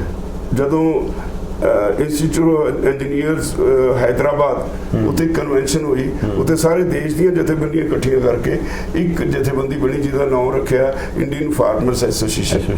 ਅਸੀਂ ਉਹਨਾਂ ਨੂੰ ਕਿਹਾ ਵੀ ਇਹ ਅੰਗਰੇਜ਼ੀ ਦਾ ਨਾਂ ਨਾਰਥ ਵਿੱਚ ਨਹੀਂ ਚੱਲਣਾ। ਰੈਜ਼ੋਲੂਸ਼ਨ 'ਚ ਇਹ ਪਾਤਾ ਵੀ ਆਪੋ ਆਪਣੀ ਰੀਜਨਲ ਭਾਸ਼ਾ 'ਚ ਤੁਸੀਂ ਇਹਨੂੰ ਟ੍ਰਾਂਸਲੇਟ ਕਰ ਸਕਦੇ। ਅਸੀਂ ਨਾਰਥ ਵਾਲੇ ਸਾਰੇ ਇਕੱਠੇ ਹੋਏ ਮਦਰਾਸ 'ਚ। ਉੱਥੇ ਅਗਲੇ ਦਿਨ ਅਸੀਂ ਉੱਥੇ ਨੌਂ ਦਾ ਭਾਰਤੀ ਕਿਸਾਨ ਯੂਨੀਅਨ ਰੱਖ ਲਿਆ। ਯੂਪੀ, ਪੰਜਾਬ, ਹਰਿਆਣਾ, ਰਾਜਸਥਾਨ, ਹਿਮਾਚਲ ਇਹ ਸਾਰੇ ਇਕੱਠੇ ਹੋ ਕੇ ਅਸੀਂ ਇਹਦਾ ਨਾਮ ਭਾਰਤੀ ਕਿਸਾਨ ਯੂਨੀਅਨ, ਉਦੋਂ ਤੋਂ ਭਾਰਤੀ ਕਿਸਾਨ ਯੂਨੀਅਨ ਦੇ ਨਾਂ ਤੇ ਚੱਲਦੇ। ਭਾਰਤੀ ਕਿਸਾਨ ਯੂਨੀਅਨ ਰਾਜੇਵਾਲ, ਭਾਰਤੀ ਕਿਸਾਨ ਯੂਨੀਅਨ ਲੱਖੋਵਾਲ, ਇਹ ਕਿਉਂ ਬਣੀਆਂ? ਇਹ ਬੜਾ ਵਧੀਆ ਚੱਲ ਰਿਹਾ ਸੀ। ਇੱਕ ਸਾਡੀ ਰਵਾਇਤ ਸੀ ਵੀ ਜਦੋਂ ਕੋਈ ਚੋਣ ਹੁੰਦੀ ਸੀ ਅਸੀਂ ਕਹਿੰਦੇ ਸੀ ਜਿਹੜਾ ਅਹੁਦਾ ਮੰਗੇ ਉਹਨੂੰ ਦੇਣਾ ਨਹੀਂ। ਇਹਦਾ ਮਤਲਬ ਉਹਨੂੰ ਭੁੱਖ ਹੈ, ਕੋਈ ਇਹਦੀ ਦੁਰਵਰਤੋਂ ਕਰੂਗਾ। ਉਹ ਸਾਡਾ ਇਹ ਸੀਗਾ ਵੀ ਸੇਵਾ ਭਾਵ ਵਾਲਾ ਬੰਦਾ ਚਾਹੀਦਾ। ਜਦੋਂ ਚੋਣ ਹੁੰਦੀ ਸੀ 2-3 ਟਰਮਸ ਇਸ ਤਰ੍ਹਾਂ ਲੰਘੀਆਂ। ਭੁਪਿੰਦਰ ਸਿੰਘ ਮਾਨ ਪ੍ਰੈਜ਼ੀਡੈਂਟ ਤੇ ਅਜਮੇਰ ਸਿੰਘ ਲਖੋਵਾਲ ਸਟੇਟ ਦਾ ਜਨਰਲ ਸੈਕਟਰੀ, ਮੈਨੂੰ ਆਲ ਇੰਡੀਆ ਦਾ ਜਨਰਲ ਸੈਕਟਰੀ ਬਣਾਏ ਹੁੰਦੇ ਸੀ। ਤੇ ਕਿਤੇ ਕਿਸੇ ਨੇ ਅਜਮੇਰ ਸਿੰਘ ਨੂੰ ਕੁਝ ਪੜ੍ਹਾਤਾ ਵੀ ਤੈਨੂੰ ਤਾਂ ਫਿਰ ਸੁਭਾਅ ਇਹੋ ਜਿਹੀ ਰਹਿਣੇ ਨੇ ਤੇ ਫਿਰ ਤੈਨੂੰ ਤਾਂ ਪ੍ਰਧਾਨ ਕਿਸੇ ਨੇ ਬਣਨ ਨਹੀਂ ਦੇਣਾ। ਇਹਨੇ ਅੰਦਰ ਖਾਤੇ ਸ਼ੁਰੂ ਕਰਤਾ ਕੰਮ। ਅੱਛਾ ਜੀ। ਅਸੀਂ ਇਹਨੂੰ ਬੁਲਾ ਕੇ ਕਿਹਾ ਵੀ ਅਜਮੇਰ ਸਿੰਘ ਆਪਣੀ ਰਵਾਇਤ ਜਿਹੜੀ ਉਹਨੂੰ ਕਾਇਮ ਰੱਖ। ਗੁਰੂ ਘਰ 'ਚ ਬੈਠੇ ਸੀ ਅਸੀਂ, ਜਟਾਣਾ ਪਿੰਡ ਆ, ਉੱਥੇ ਗੁਰਦੁਆਰੇ ਬੈਠੇ ਸੀ ਵੀ ਤੈਨੂੰ ਵਾਅਦਾ ਹੈ ਪ੍ਰਧਾਨ ਤੈਨੂੰ ਹੀ ਬਣਾਵਾਂਗੇ, ਰਵਾਇਤ ਨਾ ਤੋੜ। ਅੱਛਾ ਜੀ। ਮੈਨੂੰ ਸੋਚ ਲੈਣ ਤੋਂ ਕਹਿੰਦਾ, ਚਲਾ ਗਿਆ। ਦੁਬਾਰਾ ਫੇਰ ਇਕੱਠੇ ਹੋਏ, ਪਰ ਹੋਇਆ ਉਹੀ ਜਿੱਦਣ ਚੋਣ ਹੋਈ ਡੈਲੀਗੇਟ ਬਹੁਤ ਵੱਡੀ ਗਿਣਤੀ 'ਚ ਇਕੱਠੇ ਹੋਏ ਤੇ ਪਤਾ ਨਹੀਂ ਉਹ ਬੰਦੇ ਕੌਣ ਸੀ। ਆਪਣੇ ਵਰਕਰਸ ਨੂੰ ਤਾਂ ਜਾਣਦੇ ਹੀ ਹੋਈਦਾ। ਇੱਕ ਨੇ ਉੱਠ ਕੇ ਨਾਮ ਪੇਸ਼ ਕਰਤਾ, ਦੂਜੇ ਨੇ ਲਾ ਕਰਕੇ ਤਾਇਦ ਕਰਤਾ, ਹੋ ਗਿਆ ਜੀ, ਹੋ ਗਿਆ ਜੀ। ਇਹ ਸਾਨੂੰ ਕਹਿੰਦਾ ਬਣ ਗਿਆ, ਹੁਣ ਮੈਂ ਪ੍ਰਧਾਨ ਮੈਂ ਚੱਲਿਆ ਦਫ਼ਤਰ 'ਚ, ਉੱਧਰ ਨੂੰ ਝਾਕ ਕੇ ਦੇਖ ਲਿਓ। ਫਿਰ ਅੱਛਾ ਜੀ। ਅਸੀਂ ਹੱਸ ਪਏ ਤੇ ਕੁਝ ਦੇਰ ਬੈਠੇ ਰਹੇ, ਲੋਕ ਦੇਖੀ ਜਾਣਗੇ ਕੀ ਹੋ ਗਿਆ। ਮੈਂ ਰਸਤੇ 'ਚ ਆਲੇ ਮਾਨ ਉਹਨਾਂ ਨੂੰ ਕਹਿਣਾ ਵੀ ਮਾਨ ਸਾਹਿਬ ਇੱਥੇ ਕਿਹੜਾ ਕੋਈ ਤਨਖਾਹ ਲੱਗੀ ਹੈ, ਭਲਾ ਹੋਇਆ ਮੇਰਾ ਚਰਖਾ ਟੁੱਟਾ ਜਿੰਦ ਜਾਬੋ ਛੁੱਟੀ, ਆਪਣੇ ਨਿਆਣੇ ਪਾਲੋ ਉਹਨੂੰ ਬਣ ਜਾਣ ਦੋ। ਅਸੀਂ ਮਨ ਬਣਾ ਕੇ ਗਏ ਵੀ ਬਣ ਜੂਗਾ, ਕੋਈ ਗੱਲ ਨਹੀਂ। ਜਦੋਂ ਅਸੀਂ ਮੁੜਨ ਲੱਗੇ ਉਦੋਂ ਅੰਦਰ ਉਹ ਪੁਲ ਪਲ ਤਾਂ ਲੱਗਿਆ ਨਹੀਂ ਸੀ। ਸਾਨੂੰ ਆ ਕੇ ਸਾਡੇ ਜਿਹੜਾ ਕੇਡਰ ਸੀਗਾ ਉਹਨਾਂ ਨੇ ਘੇਰ ਲਿਆ। ਅੱਛਾ। ਸਰ ਡੋਗਰ ਸਿੰਘ ਹੁੰਦੇ ਸਾਡੇ ਮੀਤ ਪ੍ਰਧਾਨ, ਬੜੇ ਸਿਆਣੇ ਸੀ। ਆ ਮੁੰਡਾ ਜਿਹੜਾ ਇੱਥੇ ਚੰਡੀਗੜ੍ਹ ਯੂਨੀਵਰਸਿਟੀ ਹੈ, ਇਹਦਾ ਗ੍ਰੈਂਡਫਾਦਰ, ਉਹਨੇ ਸਾਨੂੰ ਘੇਰ ਕੇ ਕਹਿੰਦਾ ਕਿੱਥੇ ਚੱਲੇ ਹੋ? ਅਸੀਂ ਕਿਹਾ ਵੀ ਹੁਣ ਚੋਣ ਹੋ ਗਈ, ਹੁਣ ਅਸੀਂ ਚੱਲੇ ਹਾਂ। ਕਹਿੰਦਾ ਉਹਨੇ ਤਾਂ ਜਿਹੜਾ ਕੋਈ ਕਰਨਾ ਸੀ ਕਰ ਲਿਆ, ਪਰ ਸਾਨੂੰ ਕਿਹਦੇ ਸਹਾਰੇ ਛੱਡ ਕੇ ਚੱਲੇ ਹੋ? ਅਸੀਂ ਕਿਹਾ ਤੁਸੀਂ ਉਹਦੇ ਨਾਲ। ਅਸੀਂ ਤਾਂ ਨਹੀਂ ਉਹਦੇ ਨਾਲ ਜਾਣਾ, ਸਾਡਾ ਕੋਈ ਹੱਲ ਕਰਕੇ ਜਾਓ। ਅਸੀਂ ਤੁਹਾਡੇ ਕਹੇ ਤੇ ਜੇਲ੍ਹਾਂ ਨੂੰ ਤੁਰ ਪੈਂਦੇ ਆ ਤੇ ਤੁਸੀਂ ਸਾਨੂੰ ਛੱਡ ਕੇ ਇੱਦਾਂ ਕਿਵੇਂ ਜਾ ਸਕਦੇ ਹੋ? ਉੱਥੇ ਫਸ ਗਏ। ਫਿਰ ਨਾ ਮੈਂ ਪ੍ਰਧਾਨ ਬਣਨਾ ਮੰਨਾ, ਨਾ ਮਾਨ ਮੰਨੇ। ਬਲਦੇਵ ਸਿੰਘ ਮੀਆਂਪੁਰ ਸਾਡੇ ਖਜ਼ਾਨਚੀ ਹੁੰਦੇ ਸੀ, ਇਹਨੂੰ ਜ਼ਬਰਦਸਤੀ ਤਿਆਰ ਕੀਤਾ ਵੀ ਕੰਮ ਅਸੀਂ ਕਰਾਂਗੇ, ਪ੍ਰਧਾਨ ਤੂੰ ਬਣ ਜਾ। ਉੱਥੇ 2 ਹੋ ਗਈਆਂ। ਅੱਛਾ ਜੀ। ਪਰ ਉਦੋਂ ਇੱਕ ਗੱਲ ਬੜੀ ਇੰਟਰਸਟਿੰਗ ਜਿਹੜੀ ਮੈਨੂੰ ਨਹੀਂ ਭੁੱਲਦੀ, ਉਹ ਇਹ ਸੀ ਵੀ ਉਸ ਦਿਨ ਚੋਣ ਕਰਾਉਣ ਵਾਸਤੇ ਡਿਊਟੀ ਸੀ ਪਿਸ਼ੌਰਾ ਸਿੰਘ ਸਿੱਧੂਪੁਰ ਦੀ। ਅੱਛਾ ਜੀ। ਉਹ ਆਬਜ਼ਰਵਰ ਸੀ। ਅਸੀਂ ਉਹਨਾਂ ਨੂੰ ਕਿਹਾ ਵੀ ਪਿਸ਼ੌਰਾ ਸਿੰਘ ਇਹ ਚੋਣ ਹੈ, ਕਹਿੰਦਾ ਗਲਤ ਹੋਇਆ। ਅਸੀਂ ਕਿ ਫਿਰ ਏਦਾਂ ਕਰ, ਸਾਡਾ ਵਾਅਦਾ ਬਣਾ ਇਹਨੂੰ ਦੇਈ, ਪਰ ਤੂੰ ਇੱਕ ਵਾਰੀ ਇਹ ਕਹਦੇ ਵੀ ਗਲਤ ਹੋਇਆ, ਦੁਬਾਰਾ ਡੈਲੀਗੇਟ ਬੁਲਾ ਕੇ ਚੋਣ ਕਰੂੰ। ਕਹਿੰਦਾ ਗੱਲ ਤਾਂ ਤੁਹਾਡੀ ਠੀਕ ਹੈ, ਪਰ ਮੈਂ ਕਹਿਣੀ ਨਹੀਂ। ਅੱਛਾ ਜੀ। ਉਹ ਰਲਿਆ ਹੋਇਆ ਸੀ, ਉਧਰ ਸੀ। ਖੈਰ ਹੋ ਗਈ ਚੋਣ ਤੇ ਉਸ ਤੋਂ ਬਾਅਦ ਮੇਰੇ ਖਿਆਲ 6 ਮਹੀਨੇ ਨਹੀਂ ਪਏ ਉਹਨੇ ਜਿੰਨੇ ਕਾਮਰੇਡ ਸੀ ਉਹ ਕੱਢਦੇ ਵਿੱਚੇ ਪਿਸ਼ੌਰਾ ਸਿੰਘ ਨੂੰ ਕੱਢਤਾ ਯੂਨੀਅਨ ਉਹ ਫਿਰ ਉਹਨੂੰ ਵੱਖਰੀ ਬਣਾਉਣੀ ਫਿਰ ਉਹਦੇ ਬਾਅਦ ਇਹਨਾਂ ਨੇ ਇੱਕ ਏਕਤਾ ਕਮੇਟੀ ਬਣਾ ਲਈ ਪਿਸ਼ੌਰਾ ਸਿੰਘ ਹੋਰਾਂ ਨੇ ਏਕਤਾ ਕਰਾਉਣ ਦੇ ਨਾਂ ਤੇ ਸਾਨੂੰ ਕਦੇ ਜਲੰਧਰ ਮੀਟਿੰਗ ਹੈ ਕਦੇ ਪਟਿਆਲੇ ਮੀਟਿੰਗ ਹੈ ਕਦੇ ਲੁਧਿਆਣੇ ਮੀਟਿੰਗ ਹੈ ਸਾਲ ਭਰ ਏਕਤਾ ਹੁੰਦੀ ਰਹੀ। ਅੱਛਾ ਜੀ। ਪਰ ਪ੍ਰਚਾਰ ਹੋ ਗਿਆ ਵੀ ਬਹੁਤ ਹੁਣ ਛੇਤੀ ਅਸੀਂ ਏਕਤਾ ਕਰਾਉਣ ਵਾਲੇ ਸਫਲ ਹੋਣ ਵਾਲੇ ਹਾਂ ਤੇ ਉਦੋਂ ਹੀ ਪਤਾ ਲੱਗਿਆ ਜਦੋਂ ਭਾਰਤੀ ਕਿਸਾਨ ਯੂਨੀਅਨ ਏਕਤਾ ਬਣ ਗਈ ਭਾਰਤੀ ਕਿਸਾਨ ਪਿਸ਼ੌਰਾ ਸਿੰਘ ਉਹਦਾ ਪ੍ਰਧਾਨ ਬਣ ਗਿਆ। ਹਾਂ ਉਹ ਕਿਉਂਕਿ ਉਹਨੂੰ ਮੈਂ ਤੋਰਿਆ ਸੀ ਤੇ ਜਦੋਂ ਮੈਂ ਉਹਨੇ ਮੇਰੇ ਕੋਲ ਇੱਥੇ ਆਉਣਾ ਉਹਨੇ ਗੋਡੀ ਹੱਥ ਲਾਉਣੇ ਮੈਂ ਉਹਨੂੰ ਕਹਿਣਾ ਪਿਸ਼ੌਰਾ ਸਿੰਘ ਇਤਿਹਾਸ ਨੇ ਤੈਨੂੰ ਮਾਫ ਨਹੀਂ ਕਰਨਾ ਤੂੰ ਬੜਾ ਪਾਪ ਕੀਤਾ ਹੈ। ਜਥੇਬੰਦੀ ਬਹੁਤ ਵਧੀਆ ਖੜੀ ਹੋਈ ਸੀ ਤੇ ਤੂੰ ਇਹ 1988 ਦੀ ਗੱਲ ਤੇ ਤੂੰ ਇਹਨੂੰ ਤੋੜਤਾ ਇਹ ਠੀਕ ਨਹੀਂ ਕੀਤਾ। ਮੈਨੂੰ ਕਿਹਾ ਕਰੇ ਦੇਖੋ ਜੀ ਮੈਨੂੰ ਨਹੀਂ ਪਤਾ ਗੱਲ ਤੁਸੀਂ ਕਹਿੰਦੇ ਹੋ ਮੈਂ ਤੁਸੀਂ ਮੇਰੇ ਉਸਤਾਦ ਨੂੰ ਤੁਹਾਨੂੰ ਕੁਝ ਨਹੀਂ ਕਹਿੰਦਾ ਪਰ ਮੇਰੀ ਹਰ ਵਾਰੀ ਇੱਕ ਜੰਮਦੀ ਹੈ। ਉਹ ਫਿਰ ਜਿਉਂ ਲੱਗੀ ਲਾਈਨ ਜੰਮਣ 1 2 3 4 ਫਿਰ ਕਿਸੇ ਵੇਲੇ 22 ਬਣ ਗਈਆਂ। ਅੱਜ 32 ਨੇ ਹੁਣ ਅੱਜ 32 ਮੈਂ ਹੁਣ ਉਸੇ ਗੱਲ ਤੇ ਆਉਣਾ ਚਾਹੁੰਦਾ ਜਲ ਸਾਹਿਬ ਕਿ ਅੱਜ 32 ਜਥੇਬੰਦੀਆਂ ਨੇ ਤੇ ਕੇਂਦਰ 'ਚ ਜਿਹੜਾ ਮਾਮਲਾ ਚੱਲ ਰਿਹਾ 3 ਖੇਤੀ ਕਾਨੂੰਨਾਂ ਨੂੰ ਲੈ ਕੇ ਜਿਹੜੀ ਸਥਿਤੀ ਤੇ ਅੱਜ ਅੰਦੋਲਨ ਖੜਾ ਹੈ ਉੱਥੇ ਕਿਹਾ ਜਾ ਰਿਹਾ ਕਿ ਜੇਕਰ ਇਹ 32 ਤੋਂ ਘੱਟ ਹੁੰਦੀਆਂ 5 ਜਾਂ 7 ਹੁੰਦੀਆਂ ਸ਼ਾਇਦ ਸਰਕਾਰ ਖਰੀਦ ਲੈਂਦੀ ਡਰਾ ਲੈਂਦੀ ਧਮਕਾ ਲੈਂਦੀ ਆਪਣੇ ਕਲਾਵੇ 'ਚ ਲੈ ਲੈਂਦੀ। ਕੀ ਲੱਗ ਰਿਹਾ ਕਿ ਵੱਧ ਜਥੇਬੰਦੀਆਂ ਦਾ ਅੱਜ ਫਾਇਦਾ ਵੀ ਹੈ ਕਿ 32 ਨੇ? ਨਹੀਂ ਇਹ ਸਰਕਾਰ ਇਹ ਗੱਲ ਫੈਲਾ ਰਹੀ ਹੈ ਗੱਲ ਅਸਲੀਅਤ ਇਹ ਨਹੀਂ ਹੈ। ਅਸੀਂ 32 ਦੇ 32 ਜਦੋਂ ਕੁਛ ਹਰਿਆਣੇ ਦੇ 40 ਜਦੋਂ ਅਸੀਂ ਜਾਂਦੇ ਸੀ ਮੀਟਿੰਗ 'ਚ ਇੱਕ ਸਾਡਾ ਫੈਸਲਾ ਸੀ ਅਸੀਂ 4 ਮੈਂਬਰੀ ਕਮੇਟੀ ਬਣਾਈ ਸੀ ਉਹੀ ਗੱਲਬਾਤ ਕਰਦੀ ਸੀ ਕੋਈ ਬਾਕੀ ਚੋਣ ਨਹੀਂ ਸੀ ਕਰਦਾ ਬਾਕੀ ਬੈਠੇ ਹੁੰਦੇ ਸੀ ਦੇਖਦੇ ਸੀ। ਸਾਰਿਆਂ ਦਾ ਤਰੀਕਾ ਇਹ ਸੀ ਵੀ ਜੇ ਕਿਸੇ ਦੇ ਮਨ ਚ ਆਈ ਉਹ ਸਾਡੇ ਕੋਲ ਸਲਿੱਪ ਭੇਜ ਦਿੰਦਾ ਸੀ ਤੇ ਮੈਂ ਸੀ ਉਹਦੇ ਵਿੱਚ ਇੱਕ ਜਗਜੀਤ ਸਿੰਘ ਡੱਲੇਵਾਲ ਸੀ ਕੁਲਵੰਤ ਸਿੰਘ ਸੰਧੂ ਸੀ ਤੇ ਇੱਕ ਸੀ ਡਾਕਟਰ ਦਰਸ਼ਨਪਾਲ ਅਸੀਂ 4 ਜਣੇ ਸੀ। ਸਾਡੇ 4 ਵਿੱਚੋਂ ਵੀ ਮੋਸਟਲੀ ਸਾਰਾ ਕੁਝ ਜੋ ਕਹਿੰਦਾ ਸੀ ਮੈਂ ਹੀ ਕਹਿੰਦਾ ਸੀ। ਸਾਡਾ ਵੀ ਕੋਈ ਆਪੋ ਵਿੱਚ ਕਦੇ ਇਹ ਨਹੀਂ ਵੀ ਸਰਕਾਰ ਦੇ ਸਾਹਮਣੇ ਕੋਈ ਸਾਡਾ ਆਪੋ ਵਿੱਚ ਕੋਈ ਝਗੜਾ ਕਦੇ ਹੋਇਆ ਹੋਵੇ ਇੱਕ ਵਾਰੀ ਵੀ ਨਹੀਂ। ਜਿਹੜੀਆਂ 12 ਮੀਟਿੰਗਾਂ ਹੋਈਆਂ 11 ਰਸਮੀ ਮੀਟਿੰਗਾਂ ਹੁੰਦੀਆਂ ਨੇ 12ਵੀਂ ਗੈਰ ਰਸਮੀ ਜਿਹੜੀ ਅਮਿਤ ਸ਼ਾਹ ਨਾਲ ਹੁੰਦੀ ਹੈ ਪਹਿਲਾਂ ਘਰੋਂ ਤੈਅ ਹੁੰਦੀ ਹੈ ਫਿਰ ਗੱਡੀ ਭਜਾ ਕੇ ਉਹ ਕਾਲਜ 'ਚ ਲਿਜਾਈ ਜਾਂਦੀ ਹੈ ਯੂਨੀਵਰਸਿਟੀ ਜਿੱਥੇ ਹੁੰਦੀ ਆ ਉਹ ਸਾਰੀਆਂ ਜੀ ਕਹਿੰਦੇ ਹੱਥ ਖੜੇ ਕਰਕੇ ਇੱਕ ਵਾਰ ਮੰਨ ਚੁੱਕੇ ਨੇ ਉਹਨਾਂ ਮੀਟਿੰਗਾਂ 'ਚ ਖਾਸ ਕਰ ਖੇਤੀਬਾੜੀ ਮੰਤਰੀ ਤੁਹਾਡੇ ਨਾਲ ਬਹਿਸ 'ਚ ਮੰਨ ਚੁੱਕੇ ਨੇ ਕਿ ਹਾਂ ਬਿੱਲ ਗਲਤ ਨੇ ਔਰ ਅਸੀਂ ਪੜ੍ਹੇ ਵੀ ਨਹੀਂ ਗਏ। ਦੇਖੋ ਮੈਨੂੰ ਇਸ ਗੱਲ ਦਾ ਅਫਸੋਸ ਹੈ ਵੀ ਭਾਜਪਾ ਦਾ ਸ਼ਾਇਦ ਇਹ ਅਸੂਲ ਬਣ ਗਿਆ ਵੀ ਬਾਰ-ਬਾਰ ਝੂਠ ਬੋਲੋ ਤਾਂ ਕਿ ਸੱਚ ਲੱਗਣ ਲੱਗ ਜਾਏ। 6-6 ਘੰਟੇ ਮੀਟਿੰਗਾਂ ਚੱਲੀਆਂ ਜੀ ਥ੍ਰੈਡਬੇਅਰ ਕਲੌਜ਼ ਬਾਈ ਕਲੌਜ਼ ਬਹੁਤ ਬਾਰੀਕੀ 'ਚ ਬਹਿਸ ਹੋਈ ਔਰ ਇੱਕ ਕਲੌਜ਼ ਤੇ ਬਹਿਸ ਕਰਕੇ ਫਿਰ ਇਹ ਆਪ ਕਹਿੰਦੇ ਸੀ ਇਹਦੇ ਵਿੱਚ ਇਹ ਸੋਧ ਕਰ ਦਈਏ ਅਗਲੀ ਕਲੌਜ਼ ਤੇ ਚੱਲ ਪੋ ਫਿਰ ਕਹਿੰਦੇ ਇਹਦੇ 'ਚ ਸੋਧ ਕਰ ਦਈਏ ਇੱਕ ਲੰਬੀ ਲਿਸਟ ਸੋਧਾਂ ਦੀ ਬਣ ਗਈ ਠੀਕ ਤੇ ਫਿਰ ਉਹ ਕਹਿੰਦੇ ਨੇ ਵੀ ਇਹ ਸੋਧਾਂ ਕਰਵਾ ਲਓ। ਅੱਛਾ ਜੀ ਅਸੀਂ ਕਹਿੰਦੇ ਵੀ ਇੰਨੀਆਂ ਸੋਧਾਂ ਨੇ ਤੇ ਇਹਦੇ ਨਾਲ ਇਹਨੂੰ ਰਿਪੀਲ ਕਰ ਦਿਓ। ਨਹੀਂ ਜੀ ਕੋਈ ਹੋਰ ਹੱਲ ਦੱਸੋ। ਫਿਰ ਅਸੀਂ ਕਿਹਾ ਵੀ ਸਾਨੂੰ ਇਹ ਦੱਸੋ ਇਹ ਤਾਂ ਤੁਹਾਡੇ ਅਧਿਕਾਰ ਖੇਤਰ ਤੋਂ ਹੀ ਬਾਹਰ ਨੇ। ਕੰਸਟੀਟਿਊਸ਼ਨ 'ਚ 7 ਜਿਹੜੀ ਸਟੇਟ ਲਿਸਟ ਹੈ ਉਹਦੇ 'ਚ 12 ਨੰਬਰ ਤੇ ਐਗਰੀਕਲਚਰ ਦਰਜ ਹੈ 18 ਨੰਬਰ ਤੇ ਮਾਰਕੀਟਿੰਗ ਦਰਜ ਹੈ। ਵਪਾਰ ਵਾਸਤੇ ਅਸੀਂ ਜਾਂਦੇ ਨਹੀਂ ਇਹ ਕਾਨੂੰਨ ਜਿਹੜਾ ਟ੍ਰੇਡਿੰਗ ਵਾਸਤੇ ਬਣਿਆ ਤੇ ਅਸੀਂ ਟ੍ਰੇਡ ਤਾਂ ਕਰਦੇ ਨਹੀਂ ਅਸੀਂ ਤਾਂ ਮਾਰਕੀਟਿੰਗ ਵਾਸਤੇ ਜਾਂਦੇ ਹਾਂ। ਮਾਰਕੀਟਿੰਗ ਔਰ ਐਗਰੀਕਲਚਰ ਦੋਨੋਂ ਸਟੇਟ ਸਬਜੈਕਟ ਨੇ। ਅਸੀਂ ਕਿਹਾ ਵੀ ਫਿਰ ਤੁਹਾਡੇ ਤੇ ਅਧਿਕਾਰ ਖੇਤਰ ਤੋਂ ਬਾਹਰ ਹੈ ਸਟੇਟ ਗਵਰਨਮੈਂਟ ਜੋ ਮਰਜ਼ੀ ਕਰੇ ਤੁਸੀਂ ਤਾਂ ਕਾਨੂੰਨ ਨਹੀਂ ਬਣਾ ਸਕਦੇ। ਇਹਨਾਂ ਨੇ ਕਿਹਾ ਜੀ ਅਸੀਂ ਕੰਕਰੈਂਟ ਲਿਸਟ 'ਚੋਂ 33 ਨੰਬਰ ਆਈਟਮ ਲਈ ਹੈ ਉਹਦੇ 'ਚ ਹੈਗਾ ਫੂਡ ਸਟਫ। ਠੀਕ ਹੈ ਹੁਣ ਫੂਡ ਸਟਫ ਤਾਂ ਜੋ ਅਸੀਂ ਪੈਦਾ ਕਰਦੇ ਉਹਦੀ ਪ੍ਰੋਸੈਸਿੰਗ ਤੋਂ ਬਾਅਦ ਬਣਦਾ। ਅਸੀਂ ਕਣਕ ਪੈਦਾ ਕਰਦੇ ਹਾਂ ਬਾਅਦ 'ਚ ਆਟਾ ਬਣਦਾ ਅਸੀਂ ਝੋਨਾ ਪੈਦਾ ਕਰਦੇ ਹਾਂ ਬਾਅਦ 'ਚ ਜਿਹੜਾ ਚੌਲ ਨਿਕਲਦੇ ਨੇ ਤਾਂ ਅਸੀਂ ਤਾਂ ਫੂਡ ਗ੍ਰੇਨ ਪੈਦਾ ਕਰਦੇ ਹਾਂ। ਅਸੀਂ ਕਿਹਾ ਵੀ ਇਹ ਤਾਂ ਸਾਡੇ ਤੇ ਲਾਗੂ ਨਹੀਂ ਹੁੰਦਾ ਤੋ ਇਹਨਾਂ ਕੋਲ ਇਹਦਾ ਕੋਈ ਜਵਾਬ ਨਹੀਂ। ਪਰ ਜਦੋਂ ਕਹਿੰਦੇ ਇਹ ਗੱਲ ਆਈ ਕਿ ਤੁਸੀਂ ਕਿਹਾ ਕਿ ਸੂਬਿਆਂ ਦਾ ਅਧਿਕਾਰ ਹੈ ਖੇਤੀ ਕਾਨੂੰਨਾਂ ਦਾ ਮਸਲਾ ਖੇਤੀ ਦਾ ਮਸਲਾ ਇਹ ਸੂਬਿਆਂ ਦੇ ਜ਼ੋਨ 'ਚ ਆਉਂਦਾ ਤਾਂ ਕਹਿੰਦੇ ਉਹਨਾਂ ਨੇ ਇਹ ਵੀ ਕਿਹਾ ਸੀ ਕਿ ਅਸੀਂ ਇਹਨੂੰ ਲਾਗੂ ਕਰਨ ਦਾ ਅਧਿਕਾਰ ਸੂਬਿਆਂ ਨੂੰ ਛੱਡ ਦਿੰਦੇ ਹਾਂ। ਨਹੀਂ ਉਹ ਸਾਰਿਆਂ ਵਾਸਤੇ ਨਹੀਂ ਸੀ ਕਹਿੰਦੇ ਉਹ ਕਹਿੰਦੇ ਸੀ ਕੰਟਰੈਕਟ ਐਕਟ ਨੂੰ ਇਕੱਲੇ ਨੂੰ ਉਹਦਾ ਸਾਨੂੰ ਬਹੁਤਾ ਆਈਡੀ ਗੱਲ ਵੀ ਨਹੀਂ ਸੀ। ਅਸੀਂ ਉਹਦੇ 'ਚ ਕੀ ਹੈ ਜੀ ਸਾਡੇ ਮਰਜ਼ੀ ਕੰਟਰੈਕਟ ਕਰੀਏ ਨਾ ਕਰੀਏ ਪਰ ਫਿਰ ਵੀ ਇਹ ਤਿੰਨੇ ਕਾਨੂੰਨ ਇੱਕ ਦੂਜੇ ਨਾਲ ਇੰਟਰਲਿੰਕਡ ਨੇ ਸਾਰੇ ਇਕੱਠੇ ਨੇ ਇਕੱਠੇ ਹੀ ਪਾਸ ਹੋਏ ਤੇ ਅਸੀਂ ਉਹਨਾਂ ਨੂੰ ਕਿਹਾ ਵੀ ਤੁਸੀਂ ਪਾਸ ਕਰਨ ਵੇਲੇ ਵੀ ਜ਼ਿਆਦਤੀ ਕੀਤੀ ਹੈ ਰਾਜ ਸਭਾ 'ਚ ਤੁਹਾਡੇ ਕੋਲ ਬਹੁਮਤ ਨਹੀਂ ਸੀ। ਜਦੋਂ ਇੱਕ ਮੈਂਬਰ ਉੱਥੇ ਉੱਠ ਕੇ ਕਹਿੰਦੇ VOTING ਕਰਾਓ ਜਿਹੜਾ ਚੇਅਰਮੈਨ ਜਿਹੜਾ ਉਹ ਇਨਕਾਰ ਨਹੀਂ ਕਰ ਸਕਦਾ ਉੱਥੇ 3 ਮੈਂਬਰ ਨੇ ਵੀਡੀਓ ਹੈ ਉਹਦੀ 3 ਮੈਂਬਰ ਨੇ ਉੱਠ ਕੇ ਕਹਿੰਦੇ ਨੇ VOTING ਕਰਾਓ ਬਾਕੀ ਅੱਗੇ ਰੌਲਾ ਪਾਉਂਦੇ ਸੀ ਉਹਨੇ ਵੌਇਸ ਵੋਟ ਨੂੰ ਪਾਸ ਕਰਤਾ ਤਾਂ ਇਹ ਵੀ ਗਲਤ ਸੀਗਾ। ਤਾਂ ਅਸੀਂ ਉਹਨਾਂ ਨੂੰ ਕਿਹਾ ਵੀ ਜਿਹੜੇ ਕਾਨੂੰਨ ਤੁਹਾਨੂੰ ਬਣਾਉਣ ਦਾ ਅਧਿਕਾਰ ਹੀ ਨਹੀਂ, ਜੇ ਅੱਜ ਅਸੀਂ ਉਹਨਾਂ 'ਚ ਸੋਧਾਂ ਕਰਾ ਲਈਏ ਜਾਂ ਮੰਨ ਲਈਏ ਤਾਂ ਫਿਰ ਤੁਹਾਨੂੰ ਰਾਹ ਖੁੱਲ ਗਿਆ। ਗਾਂ ਨੂੰ ਤੁਸੀਂ ਇਸੇ ਬਹਾਨੇ ਜਿੰਨੇ ਮਰਜ਼ੀ ਕਾਨੂੰਨ ਬਣਾਈ ਜਾਓ। ਪਰ ਜਿਹੜੀ 26 ਜਨਵਰੀ ਤੋਂ ਪਹਿਲਾਂ ਇੱਥੇ ਤੱਕ ਇੱਕ ਵਾਰ ਸਥਿਤੀ ਆ ਗਈ ਸੀ ਕਿ ਇੱਕ ਬਿੱਲ ਵਾਪਸੀ ਤੇ 2 ਸੋਧਾਂ ਨਹੀਂ, ਨਾ ਉਹ ਕਹਿੰਦੇ ਸੀ ਤਿੰਨਾਂ ਦੇ ਵਿੱਚ ਸੋਧਾਂ ਕਰਾ ਲਓ। ਅੱਛਾ ਜੀ। ਉਹਨਾਂ ਨੇ ਅਖੀਰ ਜਿਹੜੀ ਗੱਲ ਕੀਤੀ, ਉਹਨਾਂ ਨੇ ਕਿਹਾ ਤਿੰਨਾਂ 'ਚ ਸੋਧਾਂ ਕਰਾਉਣੀਆਂ ਕਰਾ ਲਓ, ਔਰ ਜੇ ਨਹੀਂ ਕਰਾਉਣੀਆਂ ਅਸੀਂ ਇਹਨੂੰ 1.5 ਸਾਲ ਲਈ 2 ਸਾਲ ਲਈ ਸਸਪੈਂਡ ਕਰ ਦਿੰਦੇ ਹਾਂ। ਇਹ ਉਹਨਾਂ ਨੇ ਕਿਹਾ ਸੀ, ਇਦੋਂ ਗੱਲ ਨਹੀਂ ਸੀ ਵਧੀ। ਇਹ ਤੋਮਰ ਹੋਰੀ ਕਿ ਅਮਿਤ ਸ਼ਾਹ? ਸਾਰਾ ਕੁਝ ਅਮਿਤ ਸ਼ਾਹ ਦੇ ਡਾਇਰੈਕਸ਼ਨ ਦੇ ਜਿਹੜੇ ਚੱਲਦਾ ਸੀ। ਤੋਮਰ ਨੇ ਤਾਂ ਵਿਚਾਰੇ ਮੋਰੇ ਸੀਗੇ। ਨਹੀਂ, ਕਹਿੰਦੇ ਮੀਟਿੰਗ 'ਚ ਫੋਨ ਆ ਜਾਂਦਾ ਸੀ ਅਮਿਤ ਸ਼ਾਹ ਦਾ ਤੇ ਉੱਠ ਕੇ ਜਾਣਾ ਪੈਂਦਾ ਸੀ। ਹਾਂ ਬਿਲਕੁਲ, ਜਦੋਂ ਕਿਸੇ ਗੱਲ ਦਾ ਜਵਾਬ ਨਹੀਂ ਸੀ ਹੁੰਦਾ ਤਾਂ ਵੀ ਉੱਠ ਕੇ ਜਾ ਕੇ ਲਾਂਭੇ ਉਹਨੂੰ ਪੁੱਛ ਕੇ ਆਉਂਦੇ ਸੀ, ਹੁਣ ਆਹ ਕਹਿੰਦੇ ਆ, ਤੇ ਫੇਰ ਆ ਕੇ ਜਵਾਬ ਦਿੰਦੇ ਹੁੰਦੇ ਸੀ। ਮੈਨੂੰ ਲੱਗਦਾ ਹੈ ਵੀ ਬਾਕੀ ਮੰਤਰੀਆਂ ਦੇ ਹੱਥ ਵਿੱਚ ਕੁਝ ਨਹੀਂ, ਚਾਹੇ ਕੋਈ ਵੀ ਇਸ਼ੂ ਹੋਵੇ, ਪ੍ਰਾਈਮ ਮਿਨਿਸਟਰ ਤੇ ਹੋਮ ਮਿਨਿਸਟਰ ਦੋਹਾਂ ਦੇ ਹੱਥ 'ਚ ਸਭ ਕੁਝ, ਬਾਕੀ ਤਾਂ ਐਵੇਂ ਨਹੀਂ। ਪਰ ਜਿਹੜੇ ਫੋਨ ਕਰਦੇ ਨੇ ਉਹ ਮੰਤਰੀ ਬਾਰੇ ਕੀ ਹੈ? ਕਹਿੰਦੇ ਰਾਜਨਾਥ ਸਿੰਘ ਦਾ ਤੁਹਾਨੂੰ ਵੀ ਫੋਨ ਆਉਂਦਾ, ਟਕੈਤ ਨੂੰ ਵੀ ਫੋਨ ਆਉਂਦਾ, ਉਹ ਸਮਝੌਤਾ ਕਰਾਉਣਾ ਵੀ ਚਾਹੁੰਦਾ, ਮਾਮਲਾ ਨਿਬੇੜਨਾ ਵੀ ਚਾਹੁੰਦਾ। ਨਹੀਂ, ਸਮਝੌਤਾ ਕਰਾਉਣ ਦੀ ਗੱਲ ਨਹੀਂ। ਸਮਝੌਤਾ ਜਦੋਂ ਉਹਨਾਂ ਨੂੰ ਪਤਾ ਹੈ ਬਈ ਸਮਝੌਤਾ ਕਿਵੇਂ ਹੋਣਾ। ਫੋਨ ਵੱਜਦੇ ਨੇ ਰਾਜਨਾਥ ਦੇ? ਫੋਨ ਵੱਜਦੇ ਨੇ, ਫੋਨ ਤਾਂ ਸਾਰੇ ਹੀ ਲੱਗੇ ਹੋਏ ਨੇ।